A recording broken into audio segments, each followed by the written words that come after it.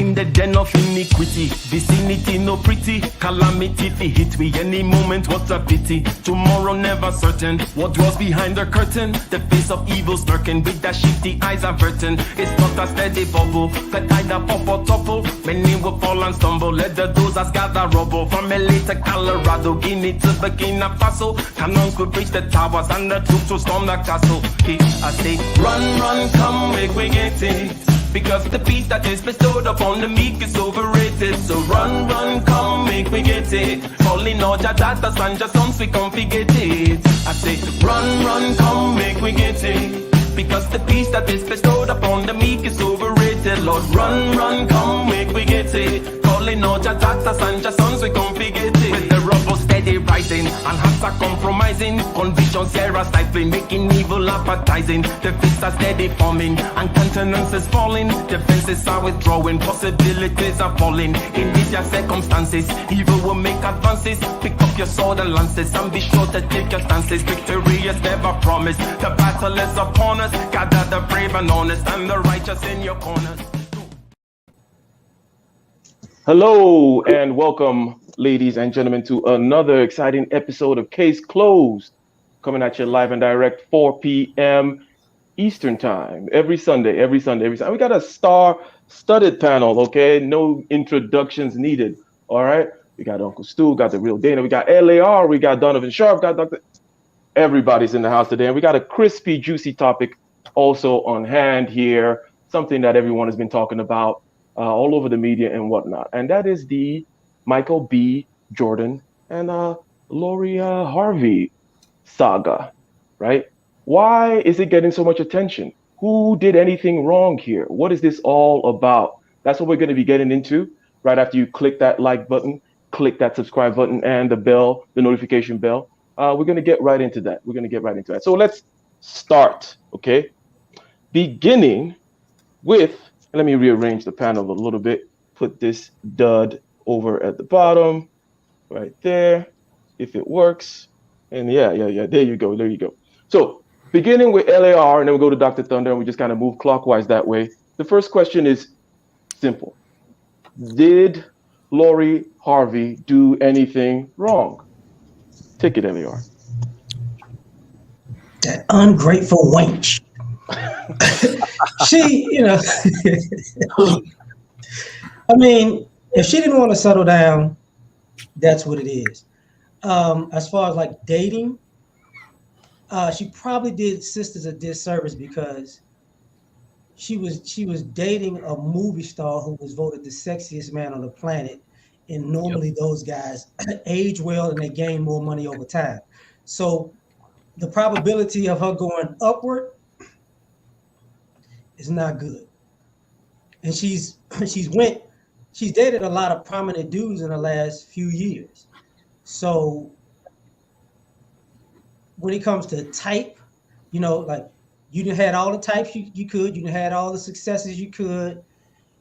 Now it just kind of looks like it's nothing you really want. You're just doing this for clout. So she's probably going to get treated like she's just, a clout chick, to the side type. So, but if that's the path she chose, that's what she chose. It is what it is.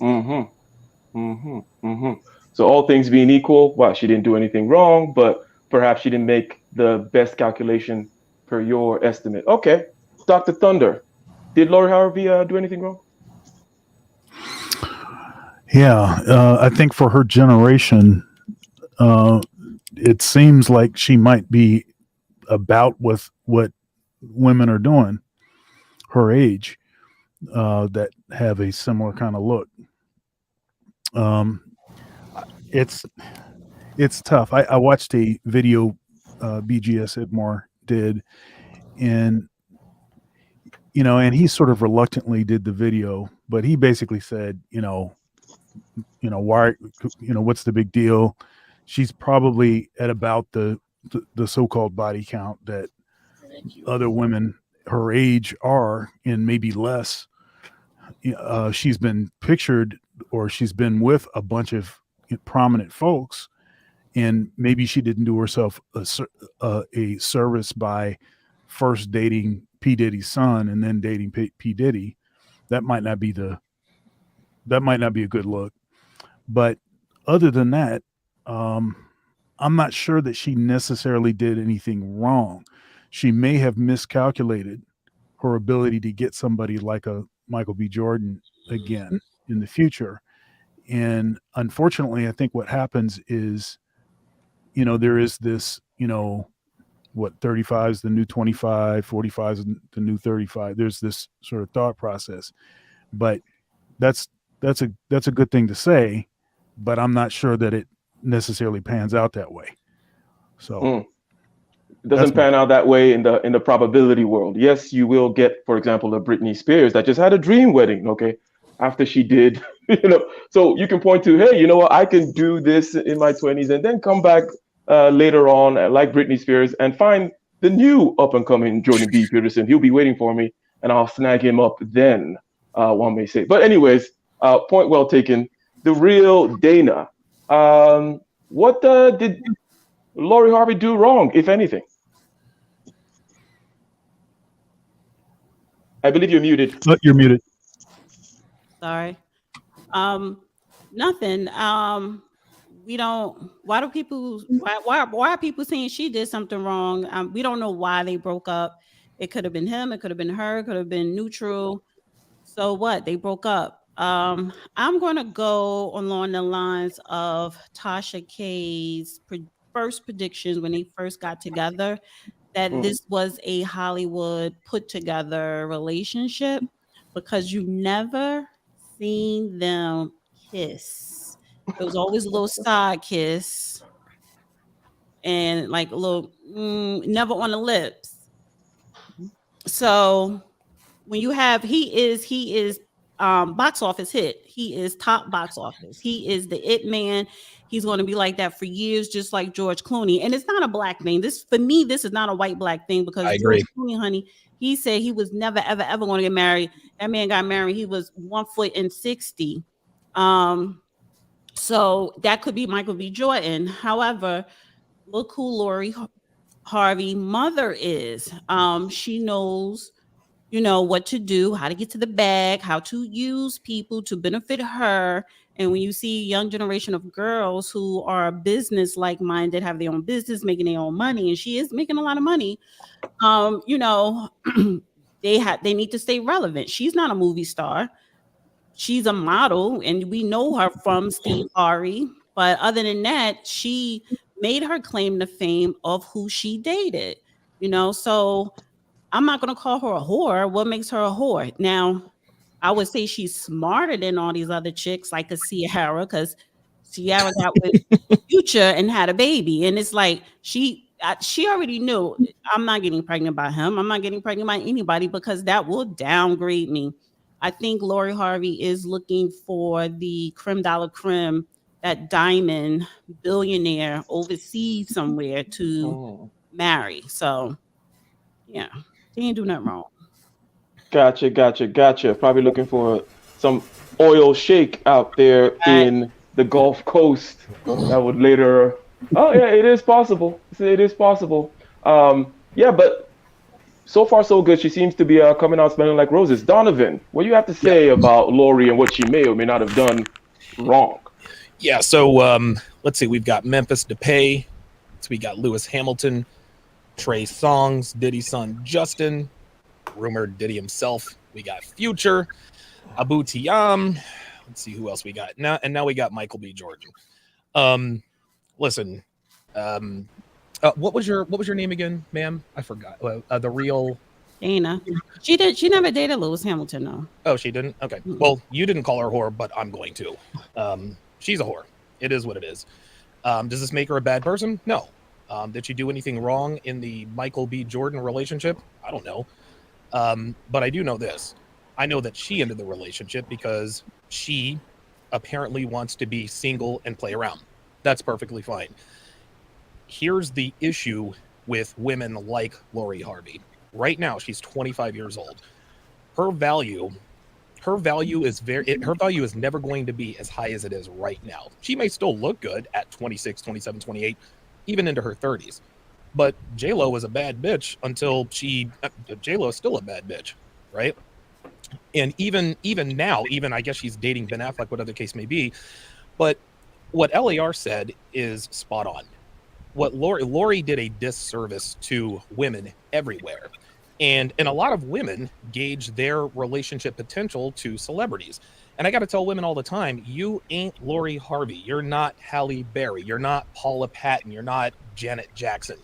You're Janet Smith. You're Hallie Johnson. The deal is this, man, is, and you know, people, oh yeah, she's going to be looking to upgrade. The more money and success and things and clout that women have, the further they shrink their pool of potential suitors. Okay. Michael B. Jordan has an ocean of options out there for him. Lori Harvey does not. Lori Harvey would never look my way. I'm a nobody, right? Lori Harvey can only date super high value men. If it wasn't going to be Michael B. Jordan, then who the hell else does she want? Michael Jordan at this point? Like, Michael B. Jordan, as far as I'm concerned, he is a top 0.5% of a man. He's a good-looking kid. He's African-American. He's worth millions of dollars. He's box office. He's a global superstar. But Lori still wants to frolic and play with other types of people. There's nothing wrong with that. But Lori needs to understand that now is her time to lock down the highest value man available to her. Because the men available to her now, in terms of wanting a serious relationship, not going to be available to her 10 years from now. Oh, yeah, they'll smash her from time to time because she looks good. But as far as a long-term relationship is concerned, they're out. And the reason why they're going to be out is because, wait a minute, you smashed Future, you smashed Justy, you smashed all these dudes, and now you're 35. You could have settled down with Michael B. Jordan at 25, but older men Michael B. Jordan's age, they don't date women his age. He doesn't date women his age. He dates women Lori Harvey's age. Lori Harvey's not going to be 25 forever. So listen, good for her. If she wants to frolic and play and do this and that and the other, that's perfectly fine. But actions have consequences, and whether they're good consequences or bad consequences really depends upon the person. If Lori wants to be single forever, hey, I'm not mad at her. But I think at this point, Lori Harvey is well on her way to becoming the next Halle Berry, and we all know how she turned out. Let me ask you a quick question there before we move on to Uncle Stu here. I want to get a definition out of you. You're talking, you used a particular word. You said whore, and then you qualified it seemingly by the people she's been with, because it's kind of normal for people to be serial monogamy relationships like this. Anyone her age, Dr. Thunder pointed out, body count wise, there's nothing special. So is it about people? Is it about the Future and the PD and PD Son, those kinds of moves, or what exactly it makes her a whore? It's the numbers. That's all. It doesn't matter what the quality. If whether a woman has 100 quality dicks in her, whether as opposed to 100, I don't know if we can swear, but dudes from the hood, doesn't matter. 100 bodies is 100 bodies. I don't know what Lori Harvey's body count is, and no one will ever know. Hell, she probably doesn't even know it. But yeah, it's when I say whore, I'm talking about body count. Okay, all right. Now moving on to Uncle Stu here. So far, right? It seems like we don't know what happened in the relationship, definitely. So we're going to kind of leave that on the side. And we're just going to say, okay, there was an opportunity here for a woman to maybe get this high quality, high value man. Chances of, these men are not everywhere, that kind of thing. Meanwhile, she will be getting older. We do know that, what's her name? Britney Spears or the J-Los or these things do exist. The Janet Jacksons and the oil sheiks. It does happen, but the probability is very low. So what did Lori Harvey do wrong here, or in terms of herself, in terms of the broader community, maybe a teaching moment or something like that? Uncle Steve. Yeah, one second before we do that, let's acknowledge the super chats. We've got a couple of them. Go back and check those out. Excellent. Start with the one highlighted now, please, sir. Sure. Red sings the blues. Lori's going to be all right. Sierra video points to it. She can shake ass, and Russell gets the flowers for her. There will always be stupid men out there. $5.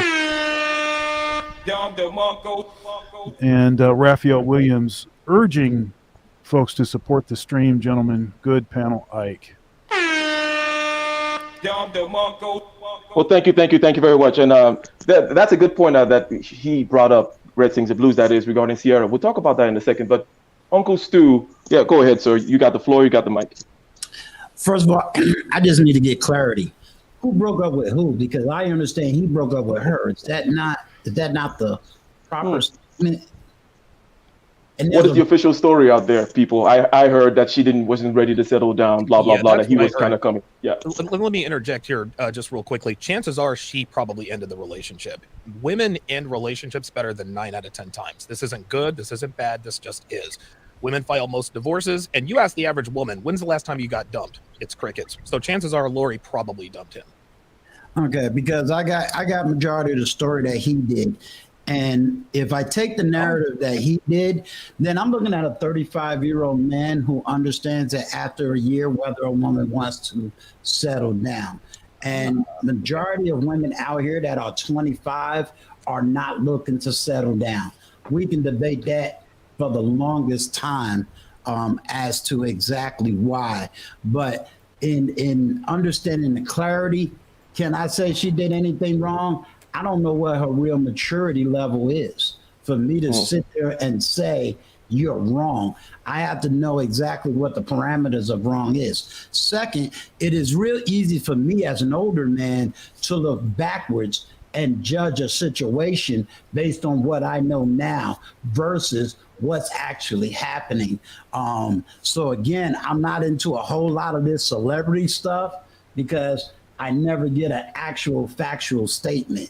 So if I have to take it with today's generation, the average 25-year-old girl is not looking to get married. Heck, the average 25-year-old man is not looking to get married. So we already have a situation where we got a serious generation gap. Most people that are 35 that I speak to off of YouTube, they're just now looking to say, I want to settle down. And most guys I know are not ready to settle down to 40. So to find a 25-year-old that's ready to settle down, you're not going to find that in the man or the woman. So I'm looking at an age differential more than what did she do? We don't know what his sexual life is like. We don't know how they started. I bet I can guess.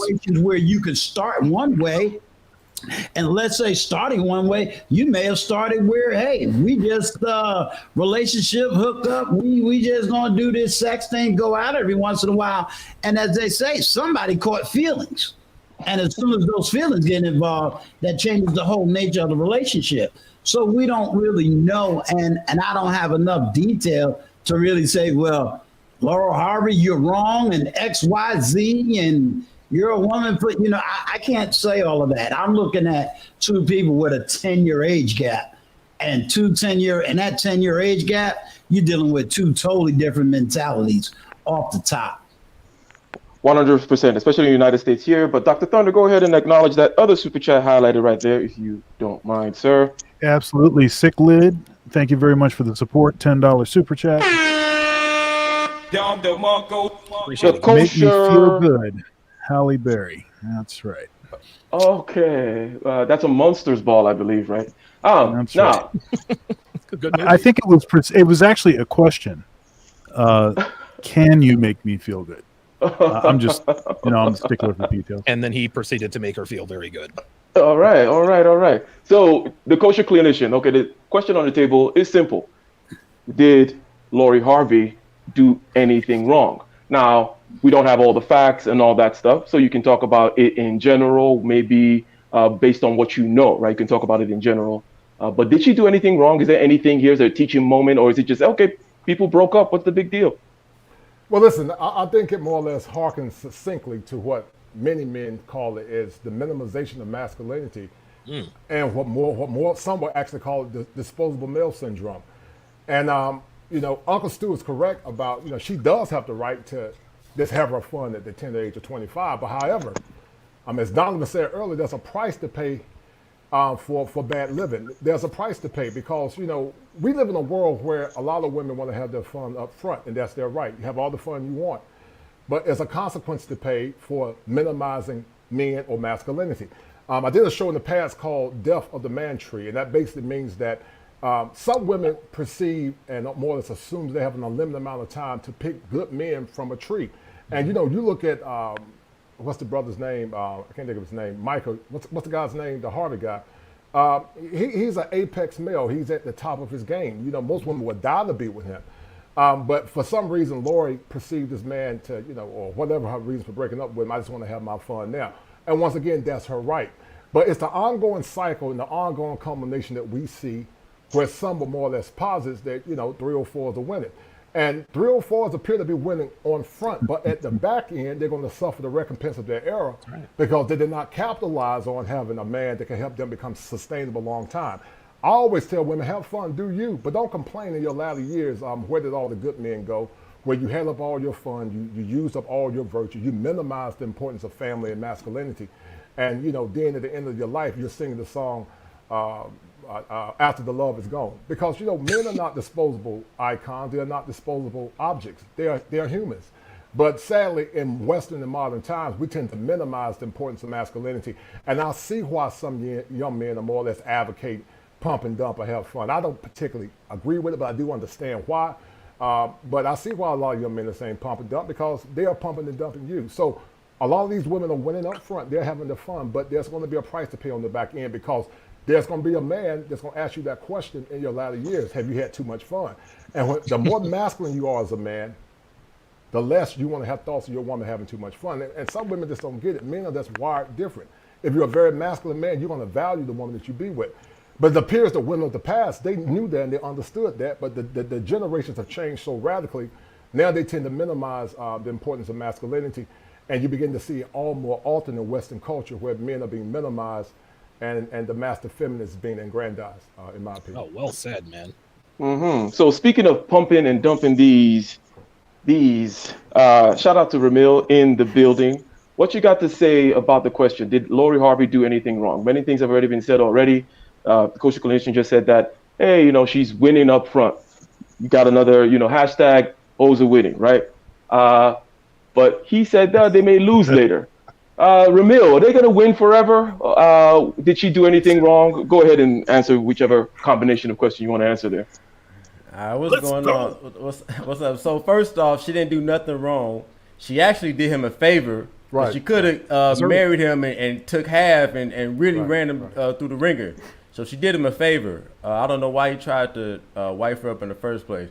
But on that second part, I gotta address that. You know, with this, these females, they're gonna lose in the long term. I don't be seeing it. Like, seems like no matter how old they get, they always have options. I mean, when I log off, I got aunties in their 40s, 50s, still got 10 dudes chasing them. You know, post wall. I don't see where they're gonna. I don't think Lori Harvey gonna have trouble getting a man anytime in her life. I mean, Brittany Renner, she wasn't supposed to get a man, but now, you know, she still has options. You know, I don't understand where they're gonna lose at. It seems like the older they get, the more options they get. So I'm just trying to understand that. But she didn't do anything wrong. She's actually doing what she's supposed to do because you cannot turn a hoe into a housewife. She clearly has shown her track record. So I don't know why he was trying to do that. That's on him. Like he was in that Disney Fantasyland, you know, type of mentality. But as far as them losing, I don't see Lori Harvey losing anytime soon. I don't think she's gonna be hurt for a man. But here's anytime in the future. Yeah, here's my point on that, Ramil, is this. Your point is valid in theory. I see where you're going there, but watch this. Just because you have men chasing you don't mean they're quality. You know, yeah, you might have, you know, 30 guys, oh yeah, but it doesn't mean that they're quality men. My logic is this: she's getting the top tier men up front now. Yes. But she's not gonna have a Michael B. Jordan quality man in the latter end. Men now are so desperate, they don't know what their value is because they've been minimized so much that they don't project anything that will assume, or more or less exude or demand power. I've always said before in the past, as it relates to psychology, women only respect power and strength. And a lot of the men that are in their inbox are actually broken men because they don't really know what their value is. And then a lot of the men that are in their inbox, do they want her for a wife or do they want her just to have fun with? So it depends on if she's going to deal with a lower tier man or a top tier man that's going to assuage her long term into her latter years. But you're right, Ramil, I agree. She did do him a favor, the dumper, but I stand firm on that. And yeah, they winning up front.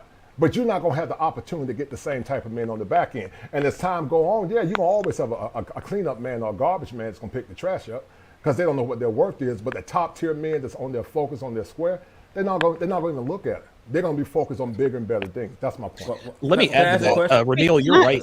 Can I push back a little bit on what? Yeah, just you said, real quick. I Coach? want to add to what the kosher and I don't know why I haven't found you yet. You're 100% right, and Reneel, you're right. Lori Harvey did him a favor. Women are always going to have more options than men, always. But women, and it's funny, you hear women talk about, well, I'm 35 and I'm 36 years old and I got 3 kids by 3 different dudes, but I got all these guys chasing me. Okay, but do they want a relationship or are they trying to smash? And a lot of women make the egregious mistake of mistaking sexual interest for relationship interest. Right. Listen, women are always going to have a gaggle of dudes who are trying to get at them for one reason or another.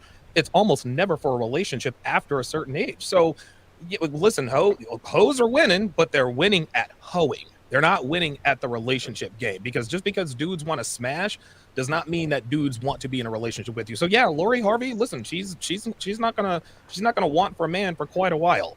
But the older she gets, the lower the quality her long-term options will be available for her. There is a difference in options in terms of quality of options. Are we talking Go about? ahead, Dana. Lori? So you got Let's go to Dana. Let's go to Dana. Hold on a second. Dana, go ahead. Are we talking about Lori Harvey types and her herself, or are we talking about the average woman? Herself. So we're talking about Lori Harvey and women like her and her lifestyle and that type of classism. She is going to find another top tier. Like Halle Berry did? Michael B. Jordan. Like Halle Berry did? Michael B. Jordan. Is there top tier than Michael B. Jordan? Yes. They may not be a celebrity. They may not be in the entertainment business.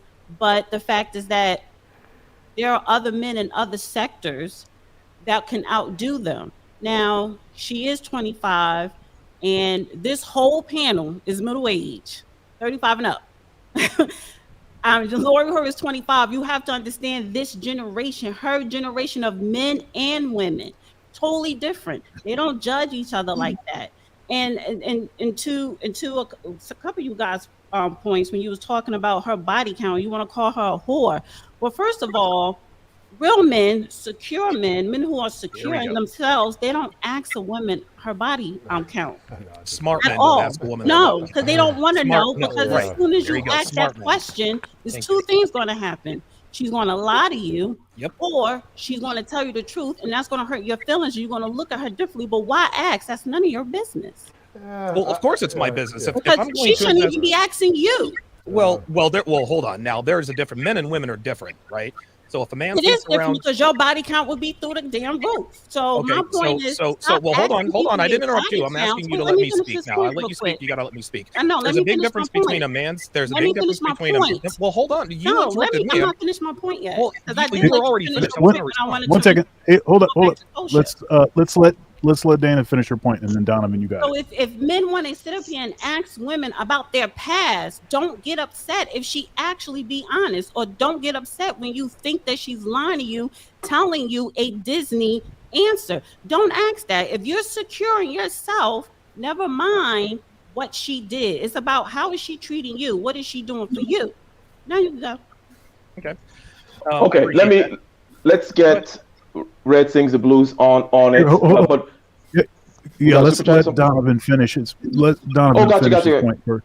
Yep. go ahead, Donovan, real quick. Yeah, the interesting thing is anytime men and women discuss the concept of body count, women always say, if you're secure in yourself, you wouldn't ask her. If you're confident, it wouldn't matter. Of course it matters. Right. Her history matters for the same reason why when you go into a bank and ask for a business loan or just a regular loan, your credit history. If you have bad credit, you're not going to get the loan. Now, here's the difference. Women are very, very good at hiding their credit history. Good for them, because if they weren't as good at hiding their credit history as they are, then a lot of them wouldn't be wifed up now. But let's get one thing straight here. There is a big difference between a man who has slept with 100 women and a woman who has slept with 100 men. That's a fact. And the reason I know this is a fact is because men and women treat women who sleep with a lot of men differently than women who do not. Now, a lot of people might say, well, Donovan, that's a double standard. Nonsense. It's not a double standard. It is a different standard. Why? Because men and women are different. well put. And the whole argument back and forth. Well, Hey, we can't just have everybody jump in. Yeah. Hold on a second. Jump in, so we got to try to keep it Blues just came in. Let's get him to state his point, okay? Did Lori Harvey do anything wrong? Because we're going to get back on this. We're going to do one more iteration, okay? But did Lori Harvey do anything wrong? Because we got to get to Michael and what he did wrong, okay? But Red Sing the Blues, you got the floor, you got the mic. All right. So, what's up, guys? Do I think that Lori Harvey did anything wrong? I don't know, because I wasn't there. All right. I have no idea what happened. I really, it's honestly like, we have to really think about this, right? Because everybody's, thinking about the relationship aspect, but no one is thinking about the profession aspect, which is the entertainment industry. Everybody breaks up with somebody. Everybody divorces. Everybody finds somebody new. It's the entertainment industry. I know this because I work in there. All right. So everybody, and honestly, most of that is fabricated anyway. So, but honestly, there were both sides that did something wrong. All right. I mean, he did something wrong. Probably she did something wrong. But I wasn't there. And honestly, if I remember clearly, I think Entertainment Tonight, I was watching this maybe like a couple months ago. Wasn't it Michael B. Jordan that did like a movie or something about his relationship or something around there? I think it was a Journal for Jordan.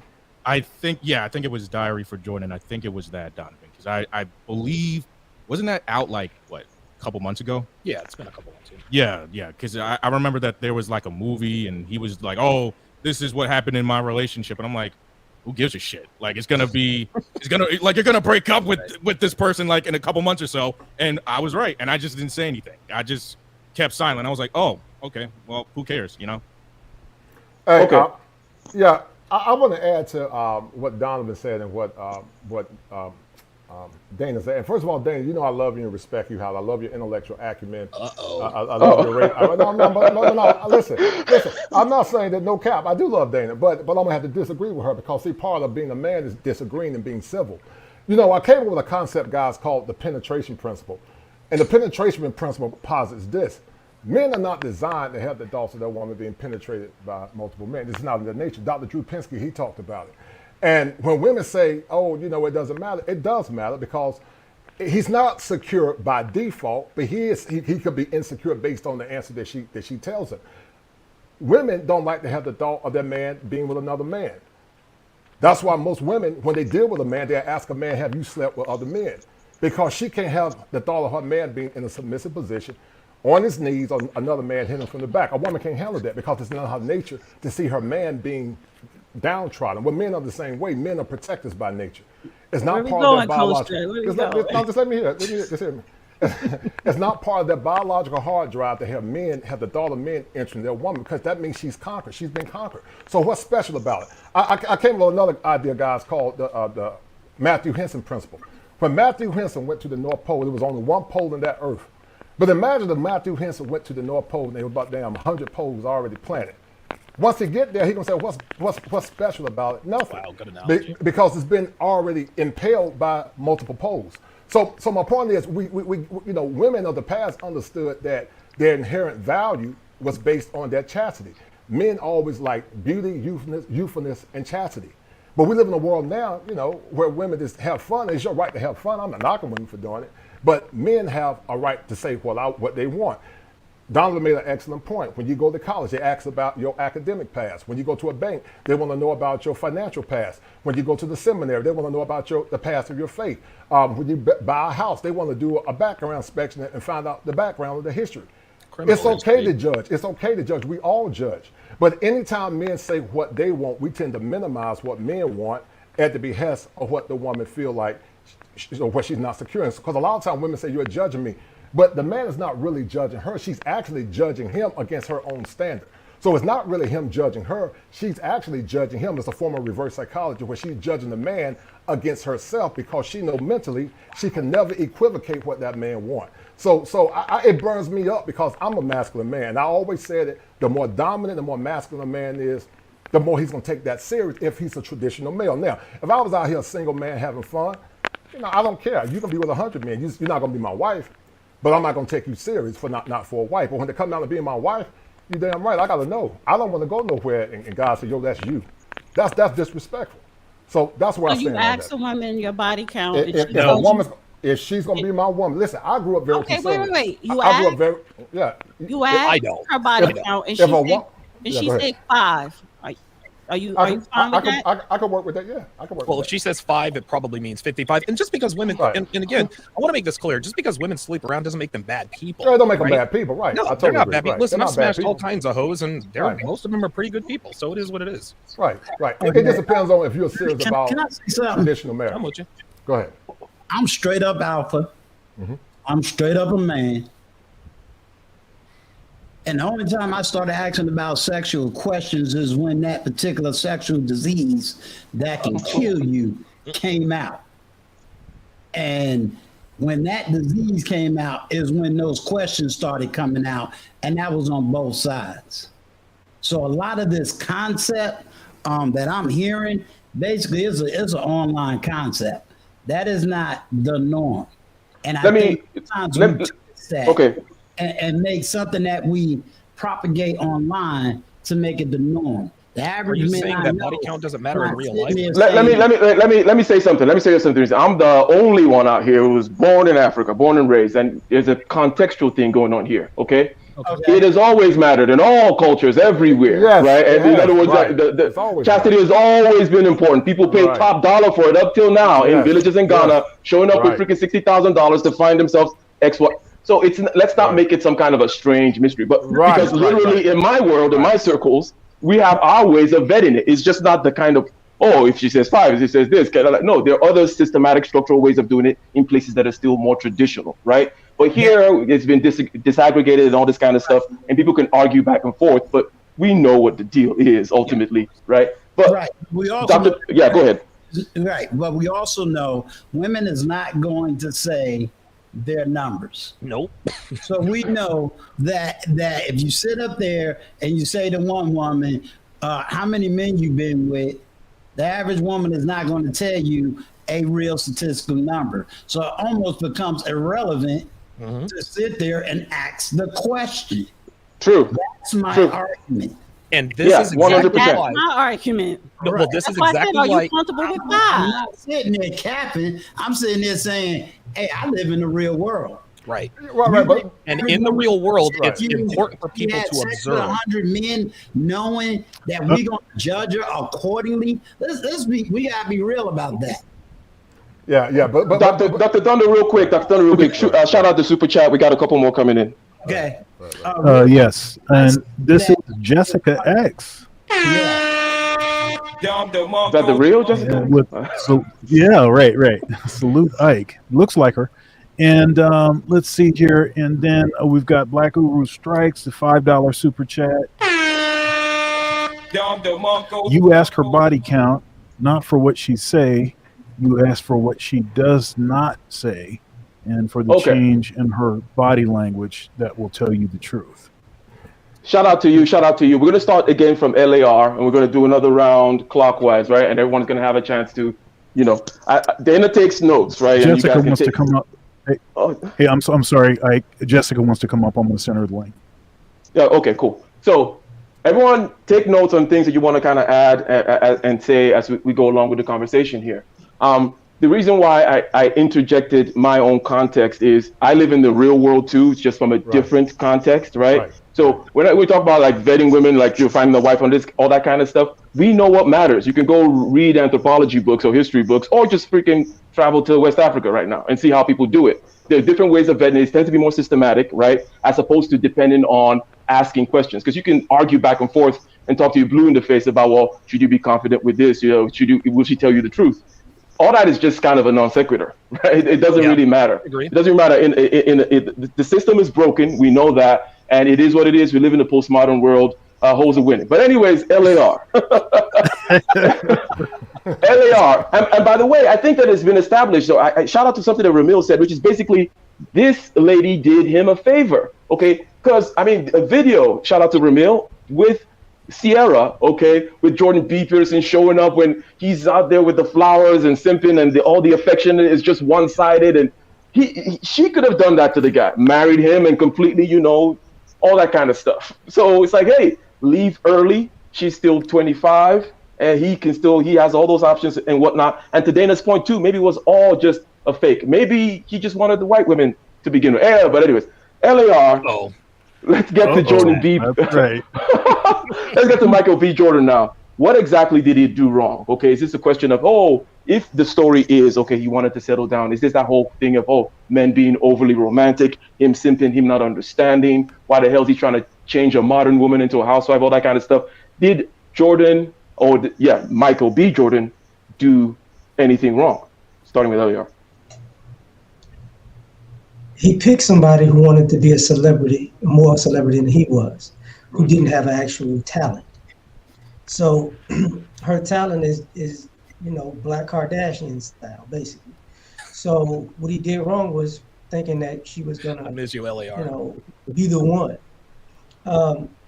Back up for a second. Ladies like the celebrities. And the weird thing about celebrities and celebrity dating, especially in our community, is we've seen this story play out with numerous female celebrities that are Black for the last 30 years. We've seen this with Lil' Kim, with Foxy Brown, with Halle Berry, with Nia Long. You could throw J-Lo in there. You could throw, Kenya Moore. Julia Roberts. Exactly. Vivica Fox. Who was the one, even with the white community, who was the lady that married Ashton Kutcher that left Bruce Willis? We've seen how these things play out over and over and over and over again. And the weird part is everybody keep Trina. She was she had people with tattooed lips all across the country. And we've seen how this is played out over and over again. And what we keep saying is this person is going to have a new ending. No, it's going to be the same ending as everybody else. It's just we haven't seen it yet. So the delusion is the part of it. And you could say Michael B. Jordan's part of the delusion because, hey, you're supposed to be a nice guy, private, but you pick somebody who wants to be more of a star than you without actually doing anything. So that's your mistake. Now, back up a little bit.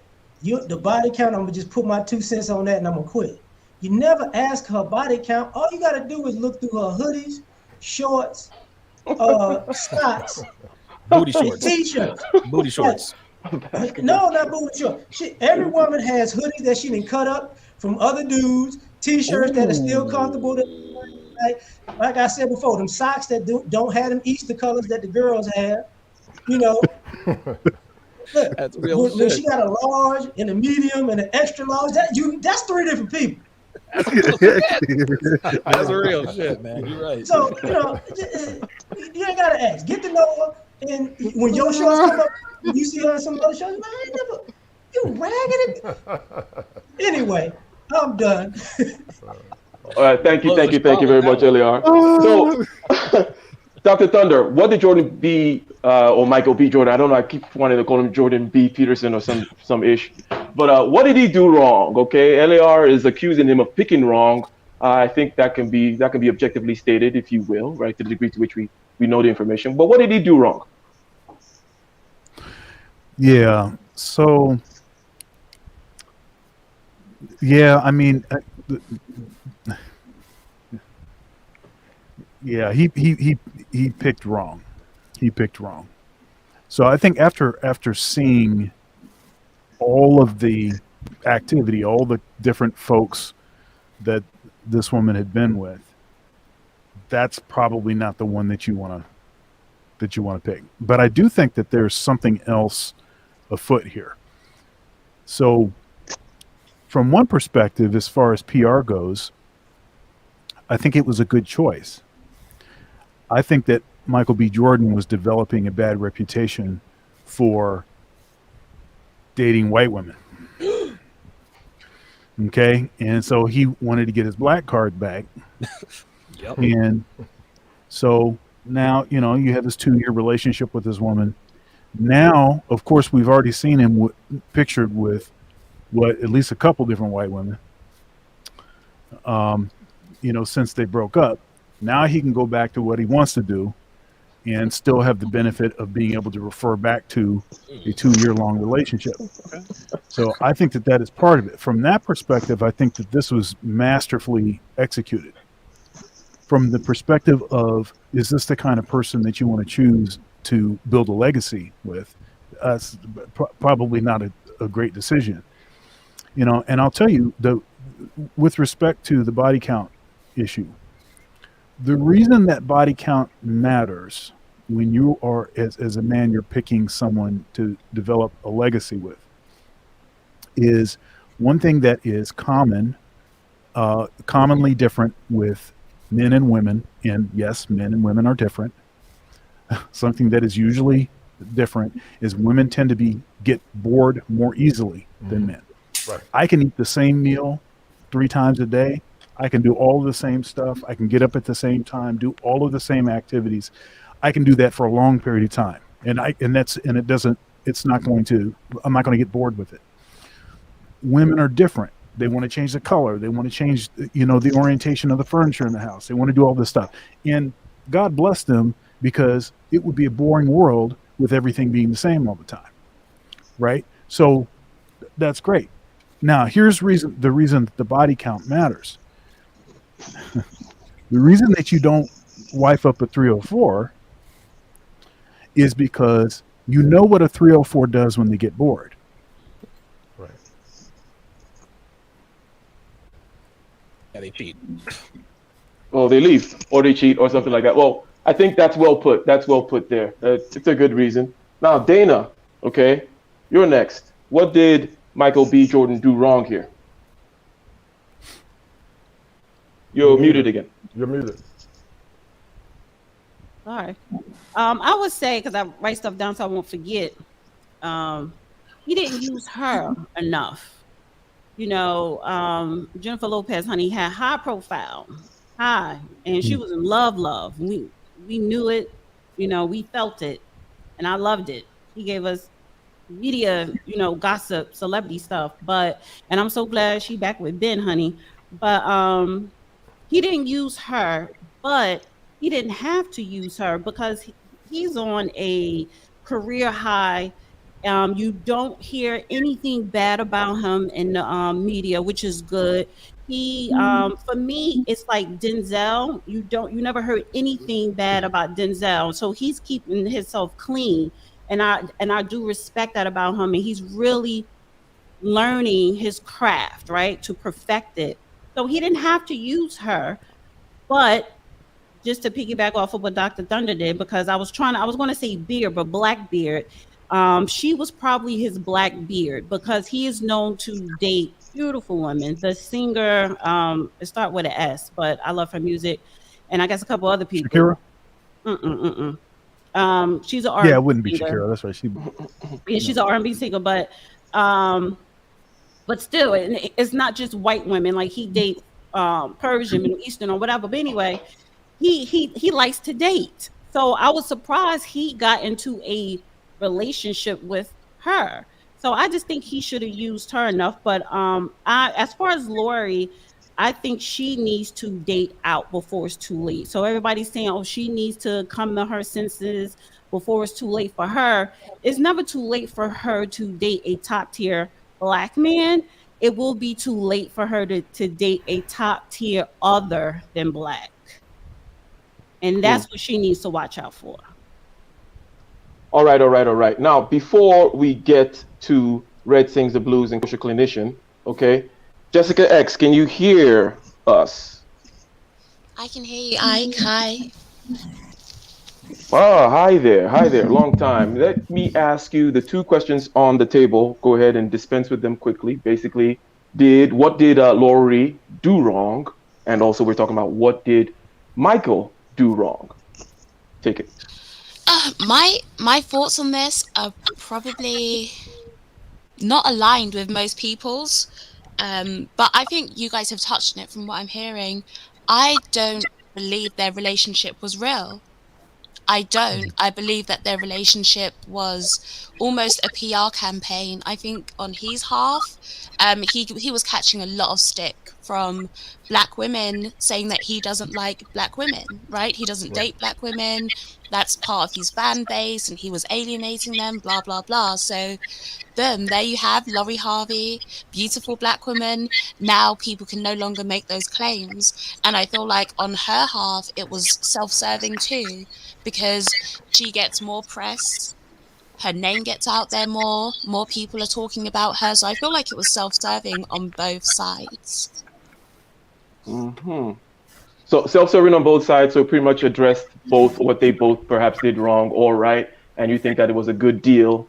And the Blackbeard thing is a kind of a good, like, hey, I played in the Black Panther movie. This is going to be a good look. Let me at least keep up my Wakanda cred, right? My Wakanda credits, and then I can go back to Sweden or whatever it may be. Good point. Good point. Red sings the blues, and then Ramil, and then Uncle Stu. Okay. What did? How about Jordan? Michael B. Jordan in this case. What did he do wrong?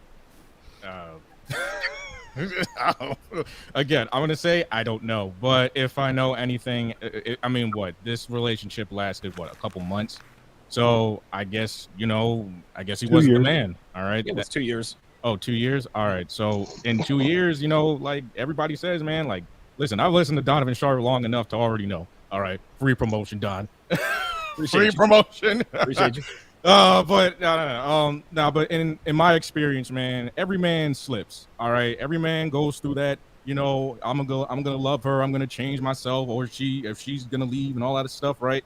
So it's like, I guess he was slipping, man. Like, I mean, women know when a man slips, and it's like, if he was thin when she met her, and now he turns fat, she's gonna be like, all right, I'm trying to look for somebody else that looks like him when he was in his heyday.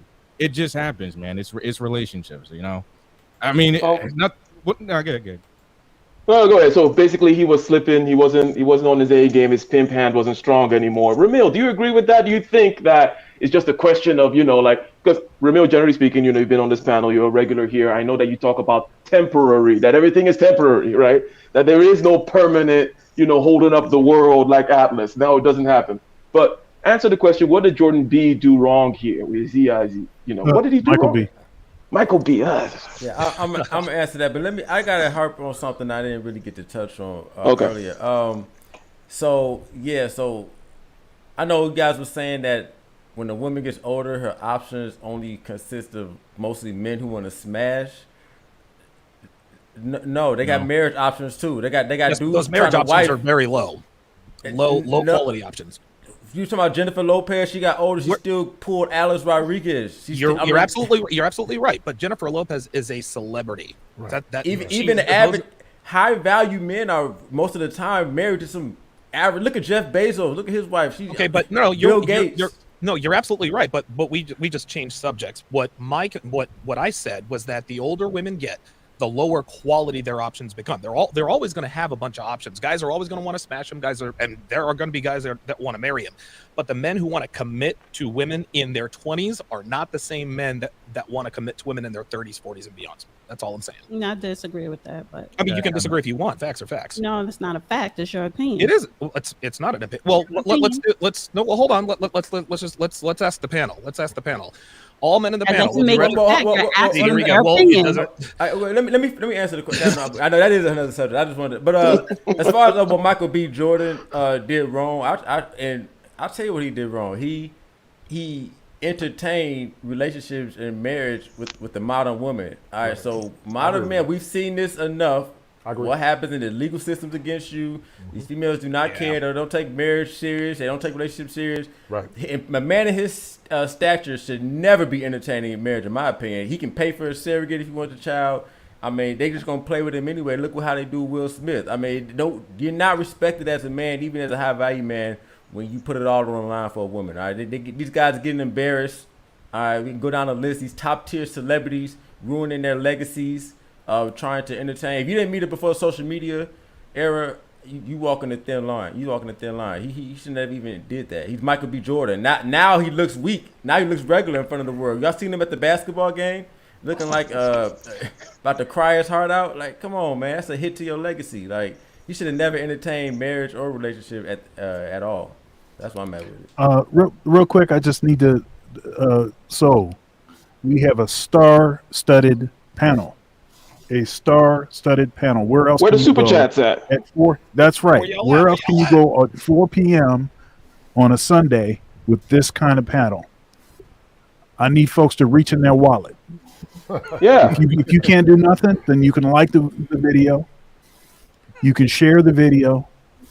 Make sure you're subscribed. Also, join the channel. But you need to reach in your wallet. Super Indeed, chats. indeed. Thank you, Let's thank go. you. Super chats, super stickers, 99 cents, $99. Let's get Uncle Stu real quick, and then we'll go to Donovan. Did Michael do anything wrong? Did Michael do anything wrong? Well, I like what Jessica X had to say, and yeah, I knew for a while that Michael B. Jordan was struggling with the African American women. So, with that being said, I can see that concept of dating her. But let's pretend if it was real dating, then I think he did right. Cut it off. I mean, you only spent a year with her, so you learned real quickly. You didn't put papers on her. She couldn't get half your wealth or half of anything. So, again, no matter how you look at it, I'm going to say that he did right by cutting it off, and not trying to, make sure he does make her a wife. And, he can be in a whole lot worse position than it got started. Quite succinct. Donovan, what you got to say on it right after the super chat here from the kosher clinician himself, setting the example, a man on the panel. Thank you very much. Says blessings to the cathedral. $10. Thank you. We got a couple more that just came in. Another one. Hey, there we go. All right, look at that. Okay, let's go. Two of them. Okay. All right. Shout out to Donovan and Ramil. There you go. Now, what is it?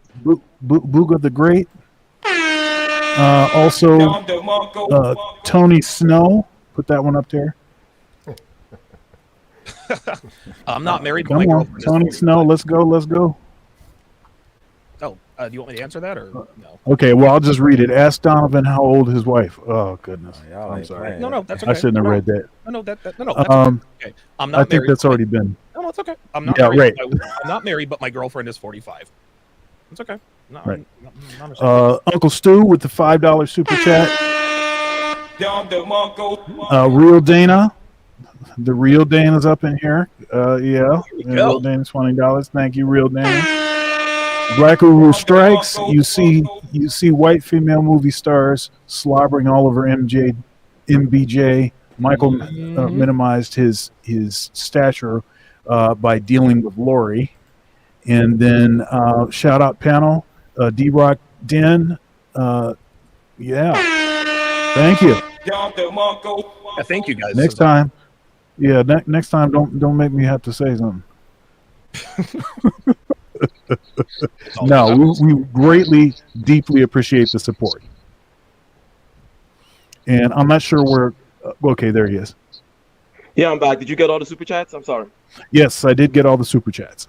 All right. We are at Donovan, right? Donovan, go ahead. What is the lesson to draw here about what Mr. Michael did wrong? What Michael B. Jordan and it's funny, I'd never really thought about this being sort of an arranged relationship, like it was a relationship of convenience, but that makes sense. But I'm going to speak to it. I'm going to assume that this was a genuine relationship and that there was mutual romantic interest on each side. What Michael B. Jordan didn't do, he did not pay attention. And this goes to the whole body count thing. Body count matters. If it didn't matter, then women wouldn't lie about it or scoff when you ask them about their body count. Right. And a lot of women say, well, body count shouldn't matter. Okay, maybe it shouldn't, but it does.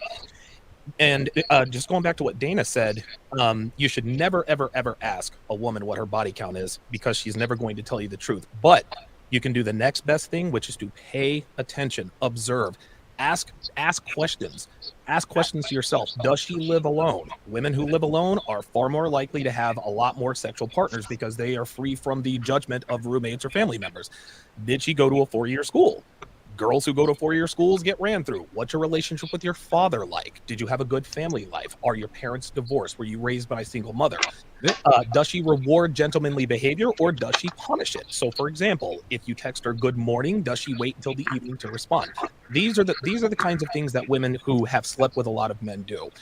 The worst thing you can be as a man, and I think this is probably what Michael's his biggest mistake. The worst thing you can be as a man in a relationship is boring. And I will tell you this right now. Women will forgive cheating before they forgive boredom. They'll say they don't, but they do. And I forgot what the other guy's name was, but he said the guy we were going back and forth about expiration dates. Every woman has an expiration date. Okay. Every woman has an expiration date. If high value white guys won't date Lori Harvey later on in life, then neither will high value black men. It's not really a race thing. It's a value thing at this point. And Lori Harvey, dude, she's hot enough to date literally anybody she wants. But the older she gets, the more she depletes her options. And I'll give you a few examples here, Dana. What about Vivica Fox? Nia Long, Halle Berry, Oprah Winfrey, Queen Latifah, Mary J. I'm sorry, Jada. Do I need to keep going? Look, I don't understand what the examples were for. Well, these examples are women who are currently single. When they were Nia younger, Long is not single. She's actually dating the head coach of the Boston Celtics. NBA coach. Good for her. She's not married to the rule. Latifah is in a relationship. She's a Can I please lesbian. finish? Okay, I need to. I just want to finish. I just want to finish my point.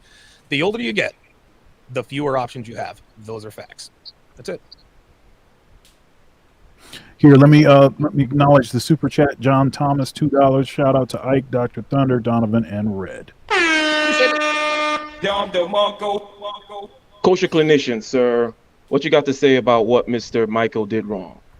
Well, listen, I think the panel said it succinctly. I think what Michael B. Jordan tried to do was assuage the masses by, trying to prove his loyalty to black women. But true masculine men don't have to prove their loyalty to anybody. I wish somebody would try to shame me into only being with an ethnic group of women. Because my logic is this: you go where you're celebrated versus where you're tolerated. Every time men do things based on trying to assuage the masses, they're not operating in masculine power.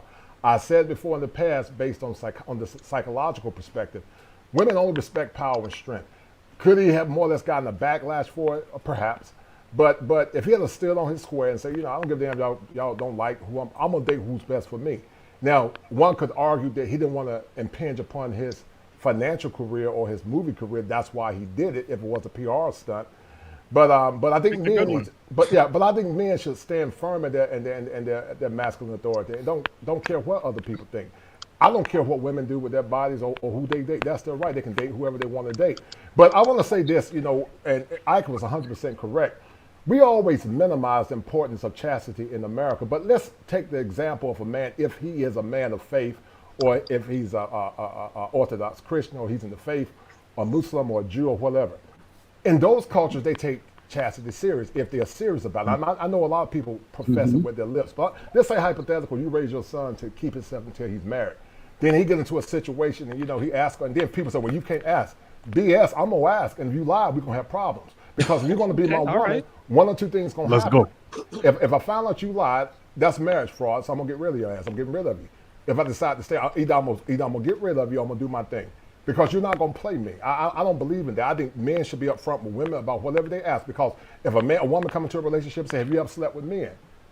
And women going to ask that, some won't ask, especially there in Atlanta, then that woman got a right to know. Yeah, that's true. But on the flip side, and y'all correct me if I'm wrong, it's been I think it's been said that women tend to have more bisexual relationships and men tend to give it a pass. But let a man say he's had a bisexual relationship with men as well. Women are not going to fall for that. So when people say don't ask, it's always don't ask when it comes down to the man's value system. But when it comes down to her value system, she can ask. So that's my point on that. Don't lie to me about that. Let me choose, because it's very disrespectful, especially if you were raised traditional and conservative, or you grew up in a family where they try to train you to do the right thing, and then you get with a woman, and then you find out years later she lied. That's why I agree with Ike. Let's go to countries where dowries are practiced. Go get you a virgin bride if that's what you believe in, if you've lived that life. Now, if you ain't lived that life and you're not about traditionalism, then fine, have fun. Because like Ramil said, I heard him say it a couple of times, and Mr. Palmer, most of them going to either pump and dump you, or you're going to pump and dump them, because modern women don't really care about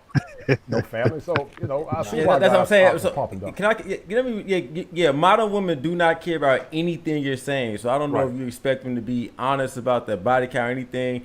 They'll never be honest. Yeah, and on top of that, you guys keep saying body count matter, but all these 3 or 4 is getting wiped up. Strippers getting wiped up. Porn stars retiring. They getting wiped up by rich men. All these people with high body count still getting wiped up. So I mean, I don't know. That's just a question you're just never gonna know. So I just say, why bother with it? Especially if you're trying to wife up, like in this day and time, like in this day and time where the whole system is against you, you might as well go out the country to somewhere with no internet. That's how I look at it. If you're gonna try to get married, but here, this is just You're right. Off women clitorises in other countries. Hey, well, there is one thing that I think a lot of guys are forgetting, right? This is why, and I know guys don't like to hear this word. This word triggers a lot of guys. This is why game is important. All right. And some I know, right? Oh my God, that word triggers a lot of men. We don't need game. Why do you need game? Here's why you need game. All right. Oh man, I know I hate it. But here's the thing. Here's the thing, man. Like listen, you don't ask a woman her body count. The problem with that is she's not going to be honest about it, or she's going to round down and say, "Well, I had like maybe 3, 4, 5 guys." No. Most of the time, like when you get a woman, like when you start to get to know a woman, then start to push and not escalate, but just walk into like the sexual aspect of it. When she says what she likes in sex, that's when you start to know, oh, okay, this is the type of shit that she's into, and this is how, and you can kind of round estimate exactly not only what she likes in sex, but how many partners she actually had. You're never gonna answer. Y'all keep trying. You can never gonna. The only way you're gonna know is if she probably a virgin. Y'all ain't never gonna find this number out, man. I'm trying to understand. Like, you're never gonna know how many guys. This is why I tell guys it's important to observe. You have to pay attention. So many men sleepwalk through their relationships, and they're like, "Oh my God, I can't believe she cheated on me, bruh. She went to a 4-year school and she lived next to a fraternity house. Like, what did you think was gonna happen?" Hold on, gentlemen. Let's go ahead and acknowledge the super chat right here. Go ahead, Dr. Thunder. Yeah, so we got a super sticker. Let's see what kind of super sticker is it. It's the thumbs up, to pair with the thumbs up, and it's $2.99 from Half a Nickel. Thank you very much. All right. Remember, we'll also take your EBT, and we'll give you half cash value for your food stamps. All right. Hey, don't joke around like that, man. I'll buy EBT off of somebody quick. I don't care. Money to me. Half cash value. That's how you make it. Hey, real talk. Look, I'll give you 30 for 15. I'll give you 15 for 30. Let's do it. Can I say this? Yeah. Okay. Yeah. Go ahead, Jessica. I was also going to ask you something about, because I think officially you're around like 25, 26 or something like that, right? And I was wondering what you have to say regarding. Dana pointed out that we're all old here, right? With the exception of you, then. So, with regard to what's said about your generation, I'm 27. I'm old. 27. So I'm just gonna keep it real. I'm old. I'm going on 27, so I don't know what you're talking about. I said it before you came on. Stop. Yeah. No, said before these people came on. But let me ask about what's being said about your generation. In addition to what you're gonna say, Jessica. In addition to what you're gonna say, also speak on you and your friends or whomever. And with regards to settling down, is it like, a big point of contention? Is it too early, 25, 26? Well, go ahead. You can start with your point or this one, whichever way. Yeah, I'll say generally too young to settle down. It is, right? 25, 26, whatever. It's too young. Generally, that's the mindset that's out there. Especially depending on, and this is going to tie into what I was going to respond to Donovan and Red was saying. I went to university, right? I went to university and I live on my own. So it's like, red flags. But when you're trying to create these rules to try and find out, what is her body count? Has she slept around? It's it's not always going to be accurate. I know girls that haven't been to university that has slept with 10 times as many people as I have, you know, and people that went to university. I didn't sleep with anyone while I was at university. I was in a relationship, right? So you can't have this hard and fast rule. And when you're trying to create that, it's going to throw you off for the most part. I don't think you'll ever truly know her body count. You won't. The most that you can do is observe her everyday actions. That's going to tell you her character, right? That's going to give you the biggest clue, but you'll never really know the exact number. So all of the you know, these methods that people are trying but to you put in pointed out the play. statistical anomalies, Jessica. Okay, you didn't sleep around in college, but I mean, and you weren't in America. American girls sleep around in college. Not all, but most. I think we can all agree with that. If we're going into statistics, young people today are having less sex than ever before. Yes, right? and those young So- people are men because 30% of virgins in this Also country are women. men. Also women. Are you Women, if Oh, we're going that's by the statistics, both genders we're- are having there are- less sex than ever Jessica. before. So 30% it of would, men under 30 are virgins. You can't say the same thing about women. it Come would on. it would be like no. I'm saying in comparison, younger women are having less sex than their older counterparts, right? Or right, but they're the still old having a generation. lot more sex than men. So that would be like me using that statistic to say that younger women are virtuous, when we know that even though they're having less sex, it doesn't necessarily mean that they're virtuous. So let's be careful with the statistics thing. That's what I'm saying. Well, you brought There up really is no hard and fast rule. That's Go the ahead thing and, that Let me acknowledge the super chat. Deanie, $5, Thank you. supporting the stream. This is all entertaining, to be honest. Can't take it too seriously. Come on, Indeed. Let's start a new fresh round. Okay, starting with LAR. LAR always starts us off right, and we're talking about. Well, he's not here. He's not here. Oh yeah, he is. There he is. Oh, He disappeared, then he reappeared. Okay, I see you. Okay. Oh, stripping there for a second. All right, cool. So LAR, let's get into the black stuff. We already talked about the white stuff, the white women and all that kind of stuff. Let's talk about the reason. Okay, so there's a hypothesis out there that this was all a setup for black street cred, and because there's some kind of black love fantasy, black love industry, black love saving the community, whatever. Kevin Samuels is gonna save them or whatever it is. Rest in peace. That kind of thing. Okay, this is an open question now that I'm asking. It's a general thing. Okay, what is the whole deal with this black love thing? Is it dead? Is it worth it? Is this just about making money and selling magazines? Like, what is going on here? Why did he feel like he needed to go please black women? Okay, and you don't necessarily have to use him as an example. What's up with this black love industry, LAR? Black love is a lie when it comes to the industry, because basically it's only black love if they're attractive, rich, and famous. And you got to be all three. Okay, let's just be honest. Let me think about it. I'm trying to think about somebody who's rich, but women don't find attractive. They don't care who he would date. If Forrest Whitaker was single right now, nobody would care if he was dating a white woman. It wouldn't be black love, okay? They'd be like, you can take that cock eye somewhere else, we don't care. So, when Lee Forrest Gabrielle alone. Sidibe gets married, nobody cares. Oh, damn, that black love went out the window. Nobody cares. It's all celebrity fantasy. I want to smash you. Like, you can't go. How dare you take the millions of dollars, that six-pack, that jawline away from us, because I want you to hit the bottom of my cervix and give me your wallet. That's what black love is. It's the same thing with these chicks. You can say, guys don't really, to be honest with you, like, guys really don't care about the quote-unquote black love thing, because half of us in child support court. We know black love ain't real. So It's like, would you at least let me hit it one time to make me feel like we was in the black community a little bit? Like, this is it's BS. Okay? It's always been BS. All right. Red team, wait. Let me just add this. Because the only other time it's black love is when it's rainbow love. Oh, man. Yes, honey, it's boy. Pride Month too. Say that again, honey. Yes. Oh my God. You ain't You never ain't lied. lying. You got a No girlfriend. lies detected.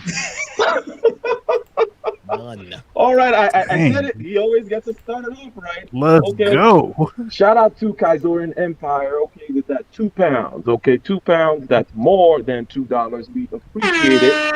Okay. Go ahead and leave a question in the chat because the panel is full. I know you're trying to hop on as well. But anyways, Red Sings the Blues, Black Love. What do you think about it? What is your generation thinking about this illusion? Yeah, it's definitely an illusion for, guys in their 20s and going on 30s. Like, if you look at the demographics now, and I'm not trying to bring up charts and SBE and all that shit, but, I'm in the metropolitan area. I'm in New Jersey, and I also work in New York. So, you see a lot more of interracial dating when you go into New Jersey, you go into the urban sides of New Jersey, and you're also seeing it you've seen it in New York. I mean, it's a lot, but it's a lot more prevalent there. Black love, I mean, because I'm in the industry, so I can say this. Black love is definitely advertised. I mean, look, listen. Do a lot of people still want to hold on to black love? Yes, but unfortunately, it has been pretty much advertised as these are the type of black people that date each other, right? And to LAR's point, you've been seeing a lot more of black love in the Rainbow Coalition, right? You see a lot more like that movie Moonlight, right? You've seen black men loving on black men. There are cartoons now, like for example, I'm watching this show called Craig of the Creek. His cousin is a female cousin is dating a black woman, dating another black woman. You know what I'm saying? So you're seeing a lot of black love, but it's more or less coordinated in the rainbow industry. You know what I'm saying? It's in the on the other side of the street. I guess when I think about it, a lot of dudes are moving out of the black community, and a lot of black women are also moving out of the black community. But I mean, you walk outside, there are still black couples out there. But I mean, honestly, as we think about it, demographic wise, I don't know what it's like everywhere else, but in the East Coast, yeah, you're gonna see a few black couples, but you're gonna see a lot more interracial couples. So I would say it's more or less advertised as directed. You know what I'm saying? Okay. Thank you very much. Ramil, what are your thoughts on this whole thing? Go ahead and give us your synopsis on why you think it's out there, why is it being pushed, and there's this whole notion about someone whom is going to save the community, but then we know, generally speaking, that it's not the case that women don't know the facts or that they don't have it's like, okay, they're not logical or whatever. It's like they're going to respond to the incentives that are out there. It's training from an early age, right? And then there's going to be incentives as well. If the training is not there, plus the incentives are not there, what's all this talking, shame, blame, and explain, if you will? Go ahead, tell us. What's your synopsis on this whole thing? They know how to be a quote unquote good woman. They know how to submit. They just don't want to do it. That's the reality. Yeah. And men steady here waiting on them to somehow make this mental change. Y'all got it. But as far as the question, black love is a finesse. It's just a finesse. It's an industry. Whoever's at the head of it is the one capitalizing off of it. There's no love out here. All right, these women out here trying to get what they trying to get. The men out here, they trying to get what they want to get. It's no such thing as love. Matter of fact, love is a chemical reaction in your body, and each time it gets less and less. That's how people grow apart over time. It's like how you first time you hit some weed and you don't get high no more. Your tolerance goes. It's a chemical reaction. Black love is a finesse, and I mean, if you falling for it, you know who falls for it? The men fall for it. Cause it's the men who tries to do the romantic stuff and all the other stuff. Woman just right here, just like, yeah, I got you, yeah. Sign this. You gonna sign this over to me? You gonna sign over half your stuff? Yeah. So the black love is a finesse, and it seems like the people who come out on top is usually the woman, because she's the one usually worshipped in the black love industry. Michael B. If the relationship was quote unquote fake, Michael B. Jordan is the one who had to acquiesce because the black woman was on him, but she ain't had to acquiesce. She's going right back to a white dude right now, right? She with a white dude right or something like that, right? So black love is a finesse, and it benefits mostly the woman. So I don't understand how guys still falling for it. All right, Dr. Thunder, real quick on the black love thing. Ramil is telling us that, hey, it's just another Hotep derivative and black woman is God type stuff. What are your thoughts? Yeah, I mean, I'll admit I'm still I'm one of the few remaining defenders of so-called black love, um, and I've said frequently that there are, you know, there's two things that would improve almost everything in the black community.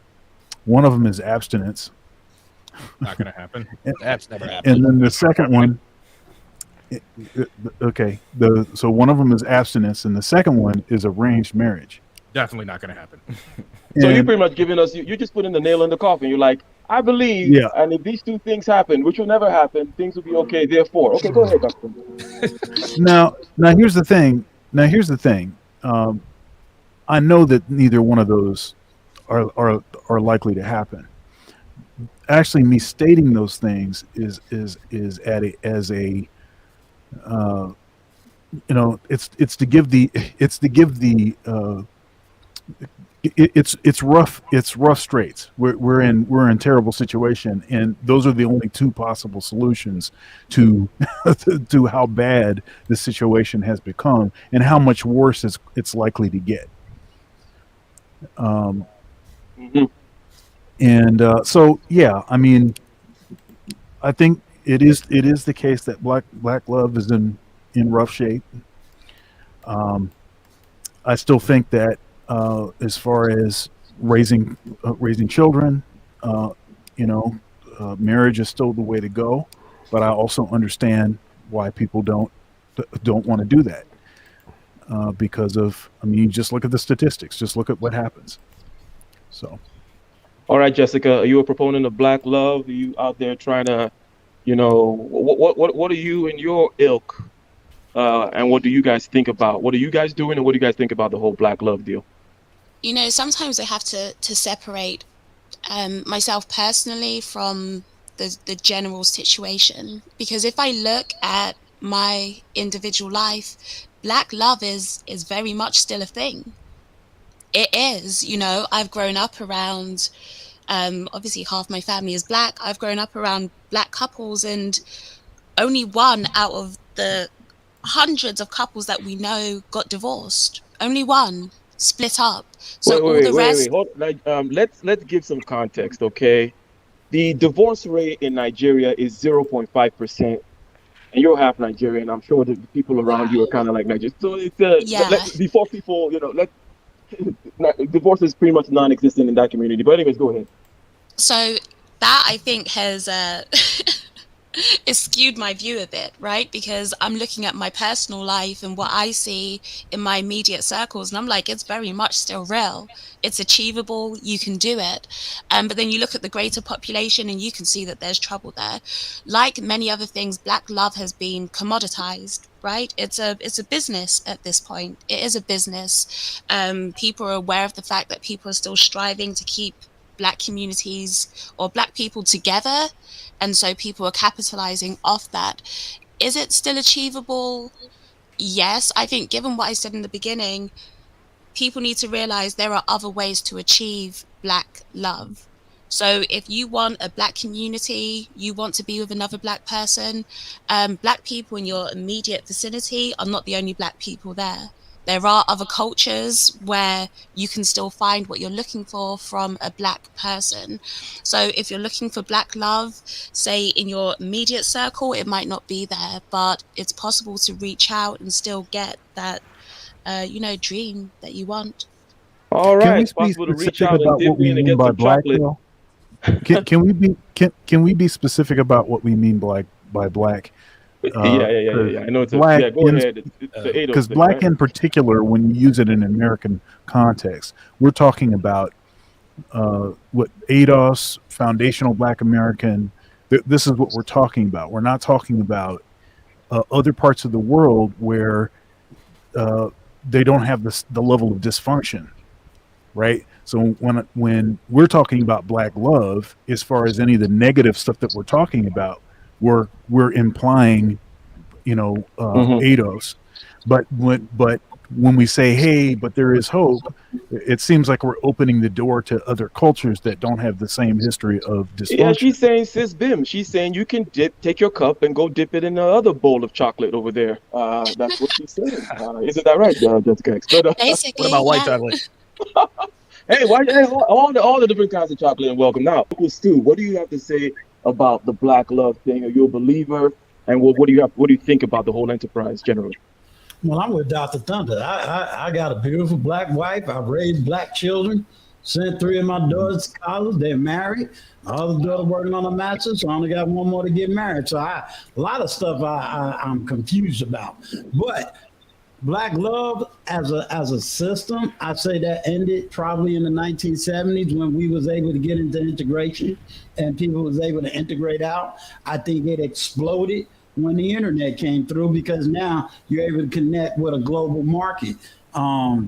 Do I still believe in black love? Absolutely. Do I believe that it's going to happen for those that's in their 20s and 30s? Being that I just left New York a couple of weeks ago, no, I see too much interracial dating. I think everybody just trying to get who they can get and be loved by whom they can be loved. So if a black man finds love in a white woman or vice versa, I also saw this escapism in the early 90s where I saw a lot of black women who was leaving black men. Why? Because they was able to get or date white men that was in a better economic or sociological position. So they did it for economic or sociological reasons. And I think lately, African-American men has been able to be in those same sociological circles. And that's why they're able to, quote unquote, date out or be able to travel out. So I think this is a new phenomenon when it comes to African American men, but it's never been new when it came to African American women. 100%. And by the way, thank you. I want to thank the panel so far. I know this is a big panel, and we're all this is all content creators, high power people who's got a lot to say, but it's been quite organized. Thank you very much. Culture Clinician, on the black love deal. Do you think? Are you a proponent? Do you still believe in it? And if you believe in it, maybe you have some conditions, some stark conditions like Dr. Thunder gave that are almost impossible. What are your thoughts? Well, listen, I think the whole concept of black love, in theory, it sounds good, but based on pragmatism, I think it's a fallacy. I don't think men should lead with the concept or the nebulous concept of love because Ramil is right. Love is a hormone, you know. And many times that hormone is based on a concept that I created called hopamine. Similar to dopamine is hopamine, you know, awesome. Because they get caught up. They are hoping that they're going to feel the feeling of love, that same hit they got the first time they kissed a woman. But as time go on, that feeling dissipates. So men should never lead with love. Men should lead with a woman coming in to serve. And if she's a traditional woman, if she's not a traditional woman, then we're not talking about you. If you're a modern woman, I'm not saying, but if she's a traditional woman that understands her role, that understands how legacy is important, and she's willing to work with her man to build a legacy, then so be it. But a man should never fall in love, you know, because when a man falls in love, he violates his inner sanctum. The inner sanctum of masculinity basically posits this. You should never allow any person to come inside your head and violate that special place, that holy place. In the Hebrew, the Ark of the Covenant symbolized that special place where only God and man can go. But many times men allow women into their inner sanctum, and then when they are broken, based on the nebulous concept called love, they become irreparable. Men should love God if you believe in religion, God, principle, and then their woman should come last. Because if a man is loving his woman more than he's loving his purpose, then he's going to violate his inner sanctum, and he's going to be complicit in idolatry. So I would say the whole nebulous concept of love, no, a man should never lead with that because men of the past did not get married based on the feeling of love. But in theory, do I believe in it? Yes, I'm very romantic. I've been married for 26 years. But if I was a single man again, no, I probably wouldn't do it. My standards are very high, and I know what I want. And if I was a single man again, I would not lead with love. I would lead with pragmatism versus the concept called love. All right, Dana. You've heard what everybody is saying, the inner sanctum, mental point of origin. Yes. Shout out to Rollo Tomasi there. And just to mention again, just to bring another thing from the outside here, from the African continent, like my language, my tribe doesn't have a word for love. There's no word for romantic love. And it behooves everyone to actually go and look into the history of what is called this courtly love and romance, because it has an origin point. It started somewhere. right? And it was something artistic that some people were doing, and then everybody kind of just took it on and got fooled by it, just like Disney. It's literally just like Disney. But Dana, Black love, what do you have to say about it? Nothing. Love is love. I mean, black people marry each other over 80%. So it's never going to cease because they're still either they're married or they're in a relationship with their own kind. Now, the younger generation, they are more open and, and intermingle with whether it's cultures, race, sexuality, or whatever. But the percentage of whether you're Indian, majority of Indians, they actually marry Indians at a higher rate than we do. So you still marry within your race because that's who you're around. That's who you live around. It's all about proximity. And we can't throw that out. But the whole concept of love, is totally different nowadays. Yes, people love whether they get married or not. But I look at it as far as for me, this day and age, when it comes to black people, when we say black love, it's all about how do you feel about yourself? Do you love yourself? I see less of that because you pointed out, like, yeah, people get married where you're from, but they don't do it for love. And marriage, you should not marry for love. That would be a stupid reason because the whole institution of marriage is it's a business, Right. Okay. now because you could love someone and be in a relationship. People fall in love and they have children. People Yep. fall in love and they get married. But stepping into marriage, throw love out, and what do you have? That's really is going to make the marriage work. The other stuff. So, but I just think when we talk about black people and the state of black, let's say Black America, we're not really loving ourselves. So how can you love somebody else? But just real quick, because you was like in Nigeria, the divorce rate is 1% or less than 1%, and that's fine. But the fact is that what is the infidelity rate? And what is the rate of men having children with their outside significant others than their wife, which is probably high. And that's fine because I'm pretty sure as long as you take care of them, and that's just an understanding that the wife just has an understanding. So just because you have a culture of people who have a high rate of marriage, that doesn't mean it's love. 100%. It's not love. And just to give you the context of somebody who grew up there, it's never expected that family was all this kind of sugar spice, everything nice. It was a business and you keep it together, you stay together. It's a highly socially sanctioned if you break it up and you're not, even if you guys are not even living in the same freaking building, right? But you're not getting divorced, right? You're going to stick it out, you're going to stay together, everyone's going to be together. That's the whole point. It's not about happiness or any of these other kinds of things. It's about what we know it is, which you may call business, as you say. So, Donovan, okay, you've been listening, okay, and D in the chat is advocating for just how about staying with someone, and D is white, by the way, and you, Donovan, are with a white woman, famously so. So, what do you have to say about this black love industry, if you will? Yeah, man, I agree with D. I agree with Dana, man. Honestly, I'd never even thought of it that way. That's the realest shit I've heard in a long time. You should never marry for love. I agree 100%. I also agree with Dana when she said love is love. I don't think I don't know.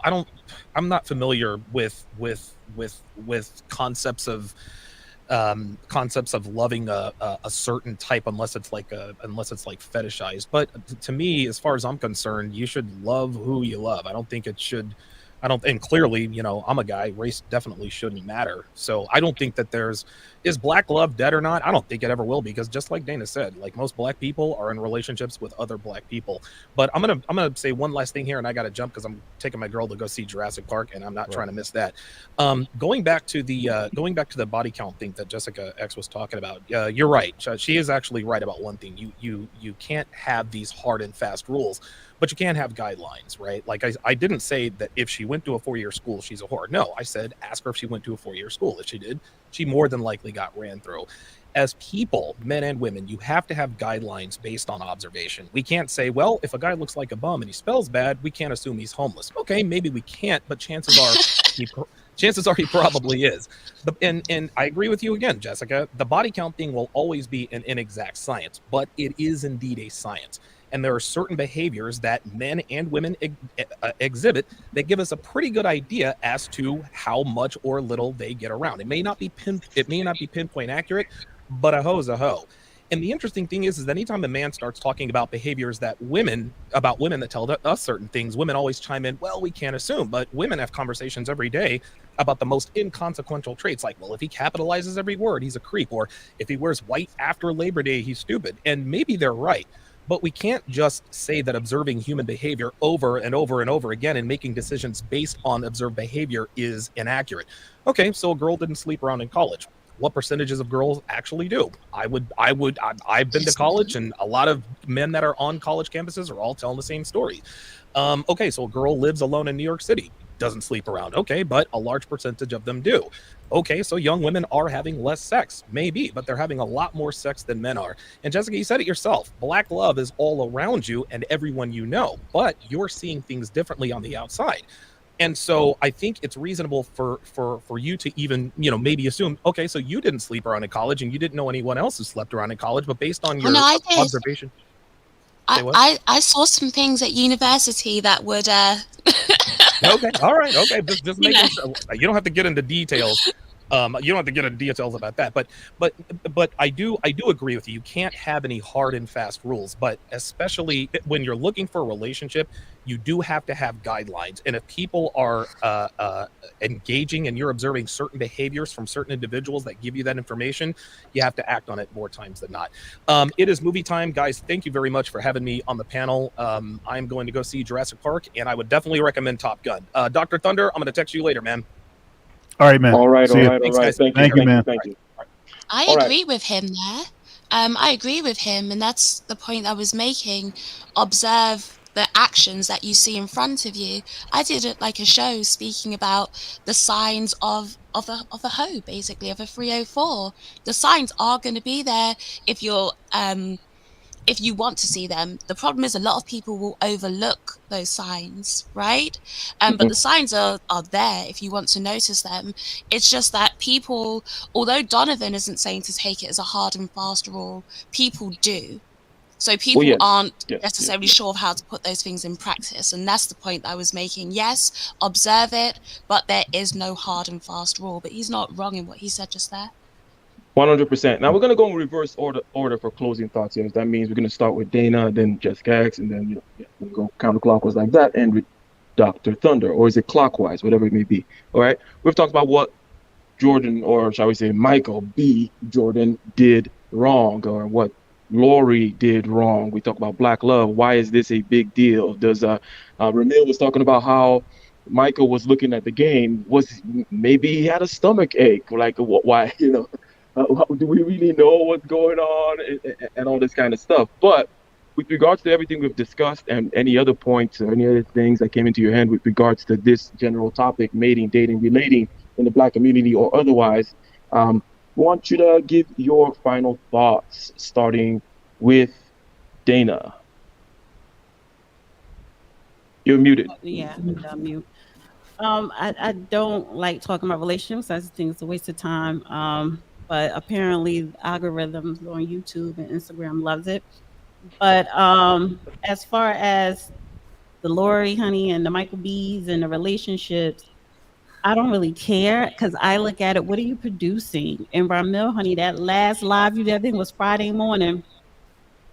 I'll be listening. I would never comment, honey, but I'll be listening 9 a.m. Start my day. Shame, blame, and explaining. What are you producing? Because I look at it, I don't care what you look like. I don't care how old you are, even though I do have an age. Honey, if you ain't producing nothing, I'm not interested. If you are stupid, I'm not interested. So I think people need to, young and older, people need to stop worrying about what the Michael B's and the Loris are doing because they have money. Carisha, honey, we already know what time it is. She wants Diddy because of the power and his wealth. If men have power and money, women will follow. So you don't got to worry about what she doing, what she ain't doing, honey. If you are doing what you got to do on your purpose and you are producing and owning, you just got to sit back and point and see which one you want. Women will follow. So I don't like to harp too much on this relationship stuff because it's a waste of time. Let's talk about some money. If this was a panel of men talking about how much they made or properties they buying, that's turning me on. Thank you. All right, all right, all right. So, Jessica X, you go ahead and give us your final thoughts. And by the way, I just want to kind of reiterate what you something that you mentioned earlier with regards to, first of all, people are not good with statistics. You talk, you know, you give absolute figures, but you talk about trends, and if you talk about a layer of, let's say, factors like check A, B, C, D, and E, people are going to be like, well, oh, well, is that a hard and fast thing? If she does A, it means that. It's like, okay, well, and people are not intuitive. Most people are not intuitive. Plus, they're stupid. So it's real bad out there. So, Jessica, what are your final thoughts? Hey, before Jessica goes, let's handle the super chat. Oh, let's see there. What is that one? 304s love this SBE concept. Thanks for Mill and Thai City. They probably do, but it ain't for them. It's for y'all to quit. It's a backhanded compliment. It's for the men, so that y'all understand that they're never going to change. All right. And then also, let's get Dr. Doug, SBE. Shout out to Ramil, Thai City, and all the Nakers in the building. I dig where you cats are coming from. Yeah, the Nakers. That's great. Excellent. Go ahead, Jessica. Yeah. So thanks everybody for all the support. You can keep doing it, but thanks so far. Let's keep going.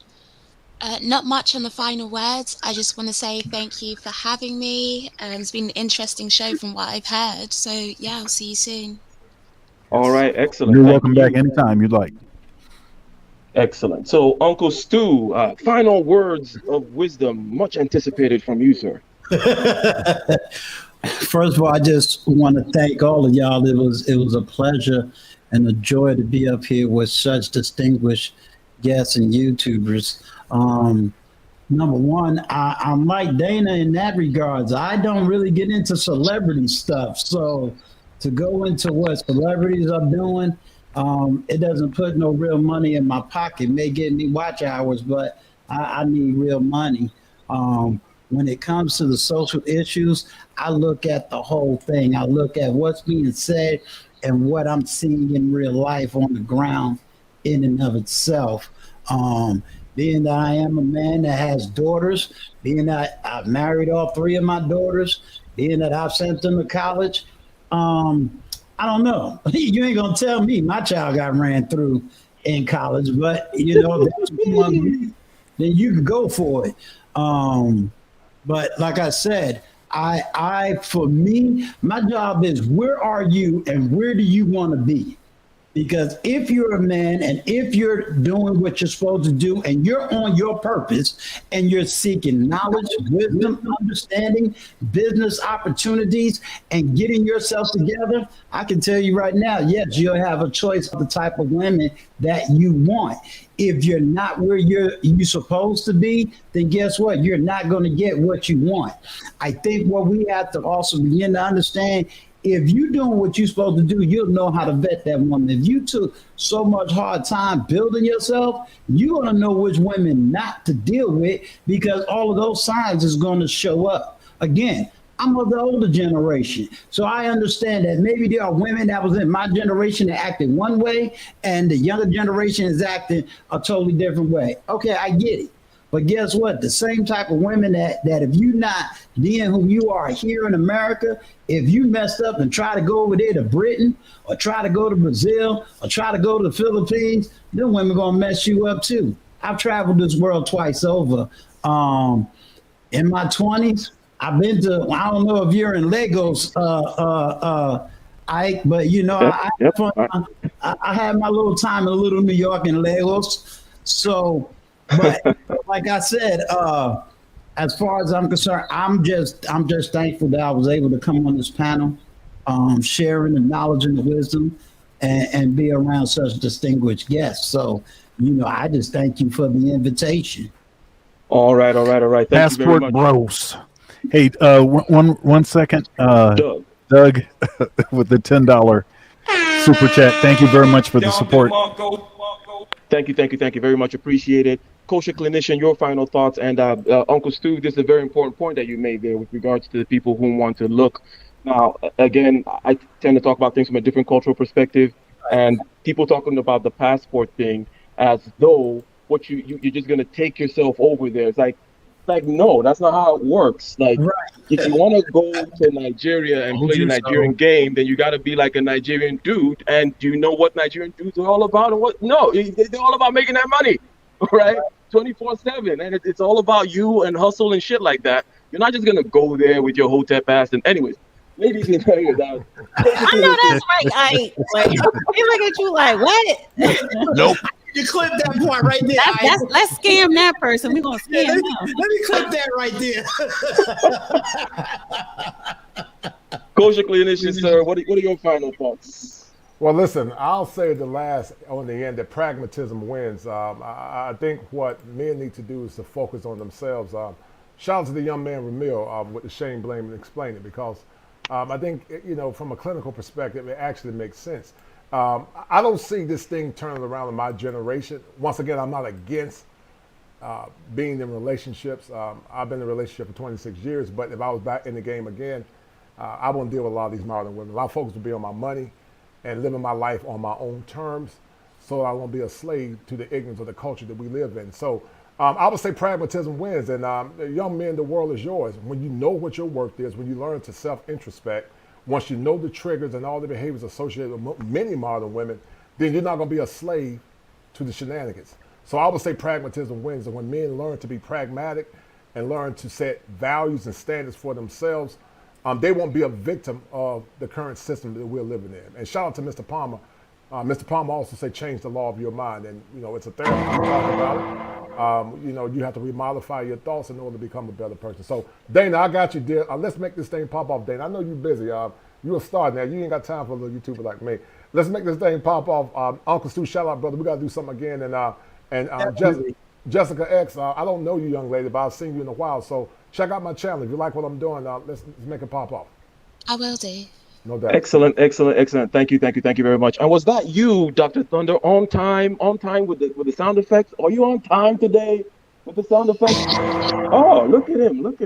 Okay. LAR, your final thoughts. What you got for us? Okay, I'm gonna be petty, just so you know.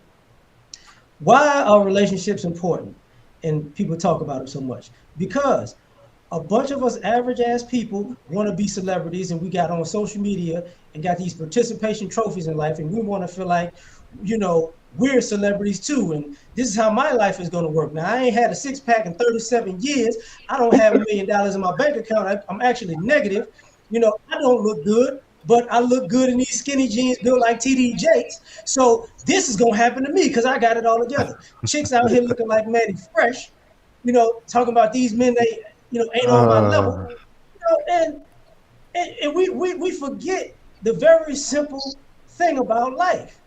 Human beings have egos. We're delusional. We like to see ourselves in somebody who's great, and great people normally put the work in. But what we don't want to admit is we want to be great by not putting the work in. We like the little kids, when we were little kids singing in the remote control or the brush in the mirror. The damn stage is not coming to you. You didn't go double platinum, but as long as you got your phone now, you can be a celebrity. Look on Instagram, Facebook, women walking around twirling in the middle of the street and sidewalk in front of restaurants for no damn reason. Like, look at me. You got grown men out here taking pictures about other people's cars. Like, look at me. Of course, I'm going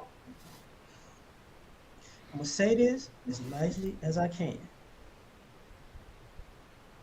There's so many people who use the internet and social media to hide the fact that they're losers, but they put it on Front Street so they want to relate to people that they'll never be in the company of because they're not comfortable in their own skin.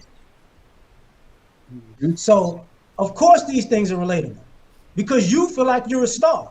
You're a star of being ain't shit, but it's still a star. But, that's just my thoughts. All right. Very good, very good, very good. Yes, yes, yes. We do allow the effery every once in a while here on this panel, but regardless of how effed up the topic may be, I can agree and I can guarantee you, and you guys can attest to the fact that it's always a good conversation with different points of view and always respectful in the sense that there's rationality that governs, right? Anyway, speaking of rationality, Red sing the blues. Go ahead and give us your cool, calm, collected final thoughts, sir. Bye. No. Look, listen, I'll be honest with you, man. I didn't really care about the whole Michael B. Jordan thing when it happened. You know what I'm saying? This was a great conversation, but I mean, in all honesty, man, it's all for show. All right. The movie that he did and all that other stuff, man, it's all for show. And I think that's what people kind of need to understand about the entertainment industry. It's all for show, including the relationship, all for show. Okay. And to LAR's point, yeah, that's why people become celebrities in the first place or content creators in the first place, because there's this illusion of wanting to, have what they have, but not know exactly what they're going through, i.e. Johnny Depp and Amber Heard, right? Because you don't want to have a relationship like that, all right, where you're being abused and all that other stuff. But, people, I mean, nowadays in this generation, the Gen Z millennial generation, if you were to talk to a lot of, these young kids, they want to be what? Influencers, content creators, and all that other stuff. They're not trying to, really do that sort of, they're not trying to do work like me, right? I'm in the entertainment industry. I'm almost an IA guy. Like I've been working with the union, but I'm an IA guy. Like, I don't want to get into that, but anyway, what I'm trying to say is for a lot of people, right? I believe I agree with Donna too. Like this whole relationship thing is a waste of time. Like if you were to Who's Donna? Dana, sorry. Sorry. Didn't mean to say that. Yes, talking about relationships nowadays is a complete waste of time, because it's like, okay, if you're talking about a damn table or what you bring to the table, to LER's point again, I would say people have egos, but another thing to add on is people are shallow. Men and women are shallow. Men get with women that have good looks. Women get with men that have good money. Okay? We're all shallow, including yours truly. That's it. All right, all right. Can I just say this for the record? I bring nothing to the table. 20% at max. Matter of fact, maybe 15%. There you go. 15% and a bag of chips. All right. Shannon Walls with the $20 super chat, just supporting my guy Ike because he supports me. Well, thank you very much, Mr. Shannon Rawls. Well, I actually I did a little bit of partying a couple of nights ago with Mr. Shannon, because I'm out here in Philly. Well, he probably left now, but I was out here in Philly, and he was tearing up the dance floor. He held his own at 50. By the way, he just turned 50, and he was out there out dancing and out the life of the party, totally. So, Ramil, what are your final thoughts, sir? You're real popular out here in the streets with the panel and with the people listening and all that kind of stuff, with the SBE and the Chop It Up Boys and all that kind of stuff. So, what you got to say, sir? Yeah, I'm really not popular, but Michael B. Jordan could have avoided all of this if you just would have stayed pumping and dumping the white girls. All right, the pump and dump life is undefeated. You keep all your legal assets. You don't have to worry about any other paperwork and divorce court, alimony. He was smiling when he was pumping and dumping, and he tried to go against the grain, and you see what happened to him, man. Same thing's going on all across society. Modern women is literally running the tape with these guys because men want the Disney fantasy, and these females they get in the bag. All right, that's what they doing. So, but I'm gonna just let y'all keep learning the hard way. But other than that, that's all I got. The pump and dump is undefeated. Wow, man, yeah, I'm proud of you, Dr. Thunder. I'm very, very proud of you. Now, you're gonna give us your final thoughts, but I'm gonna ask you: do you have anything special coming up this Thursday on Thunder's Thoughts? Any special things Yeah. with Dr. Doug? Yeah. It'll be with me and Dr. Doug. We'll have a spicy topic Thursdays, 9:30 p.m. Eastern Standard Time, and make sure that you come back to Ike's channel for Getting Ish Done with Ike and Dr. Thunder. That'll be Wednesday. We are on a new day, Wednesday at 9:30 p.m. Eastern Standard Time. So make sure you come back for that. And then, of course, we'll be back for Case Closed 4 p.m. On Sunday. This coming Sunday, 4 p.m. Eastern Standard Time. It'll be on my channel. The show oscillates. It goes back and forth between Ike's channel and my channel. It'll be on my channel this coming Sunday, 4 p.m. So those are the big things. I've got some other interviews that I just released. It's playing behind me right now. Is with the great, the eminent Dr. T. Hassan Johnson. It was a great interview. So check that out. And we've got another big interview tomorrow, and stuff is moving. So come and check me out on my channel. Yeah, the Michael B. Jordan, Lori Harvey thing. I agree with Jessica and more or less what she was saying about it being sort of a sham relationship. It's sort of that's what I was saying. It's something that was going to benefit the both of them. It's not a real relationship. If that is the case, then this has been a massive win for Michael B. Jordan. I think it's been a massive win because I think he has re-endeared himself with a community, a particular community. And don't act like, our community is not petty. We are extremely petty, and we value stuff that doesn't matter. And so playing to that, I think that's been a win.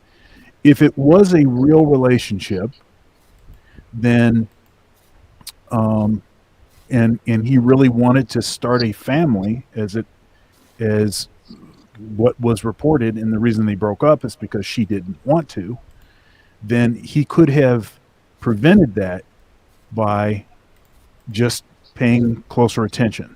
I mean, looking at her dating history, looking at other things, probably listening to family members and other friends that were probably telling them the whole time, do you really think you can trust this woman?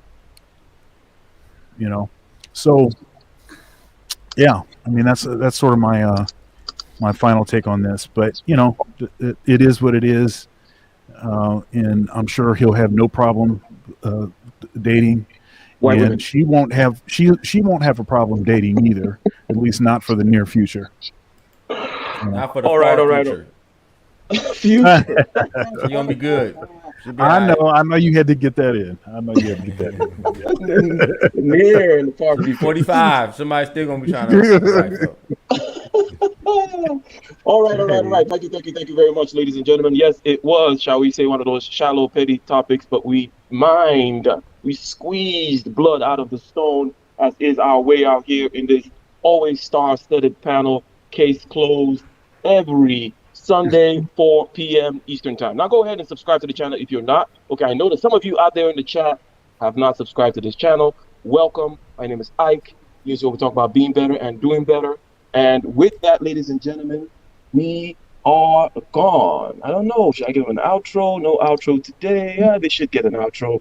Well, peace. And thank you again, everyone on the panel. Hopefully we can see you guys next week or as often as you can make it. Always welcome. Thank you very much. Thank you for having me. Bye. Bye. You guys were good.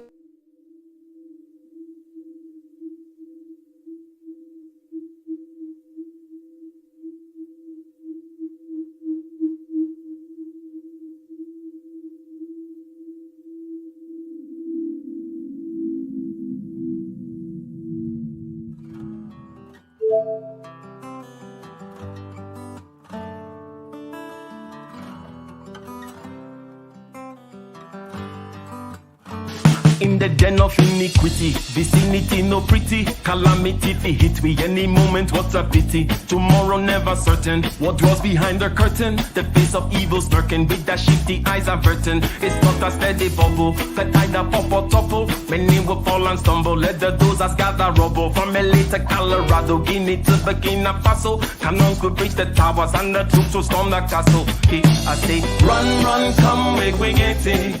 Because the peace that is bestowed upon the meek is overrated. So run, run, come, make we get it. Calling all your daughters and your sons, we come forget it. I say, run, run, come, make we get it. Because the peace that is bestowed upon the meek is overrated. Lord, run, run, come, make we get it. Calling all your daughters and your sons, we come forget it. With the rubble steady rising and hearts are compromising. Convictions here are stifling, making evil appetizing. The fists are steady forming and countenance is falling. Defenses are withdrawing, possibilities are falling. In these your circumstances, evil will make advances. Pick up your sword and lances and be sure to take your stances. Victory is never promised, the battle is upon us. Gather the brave and honest and the righteous in your corners.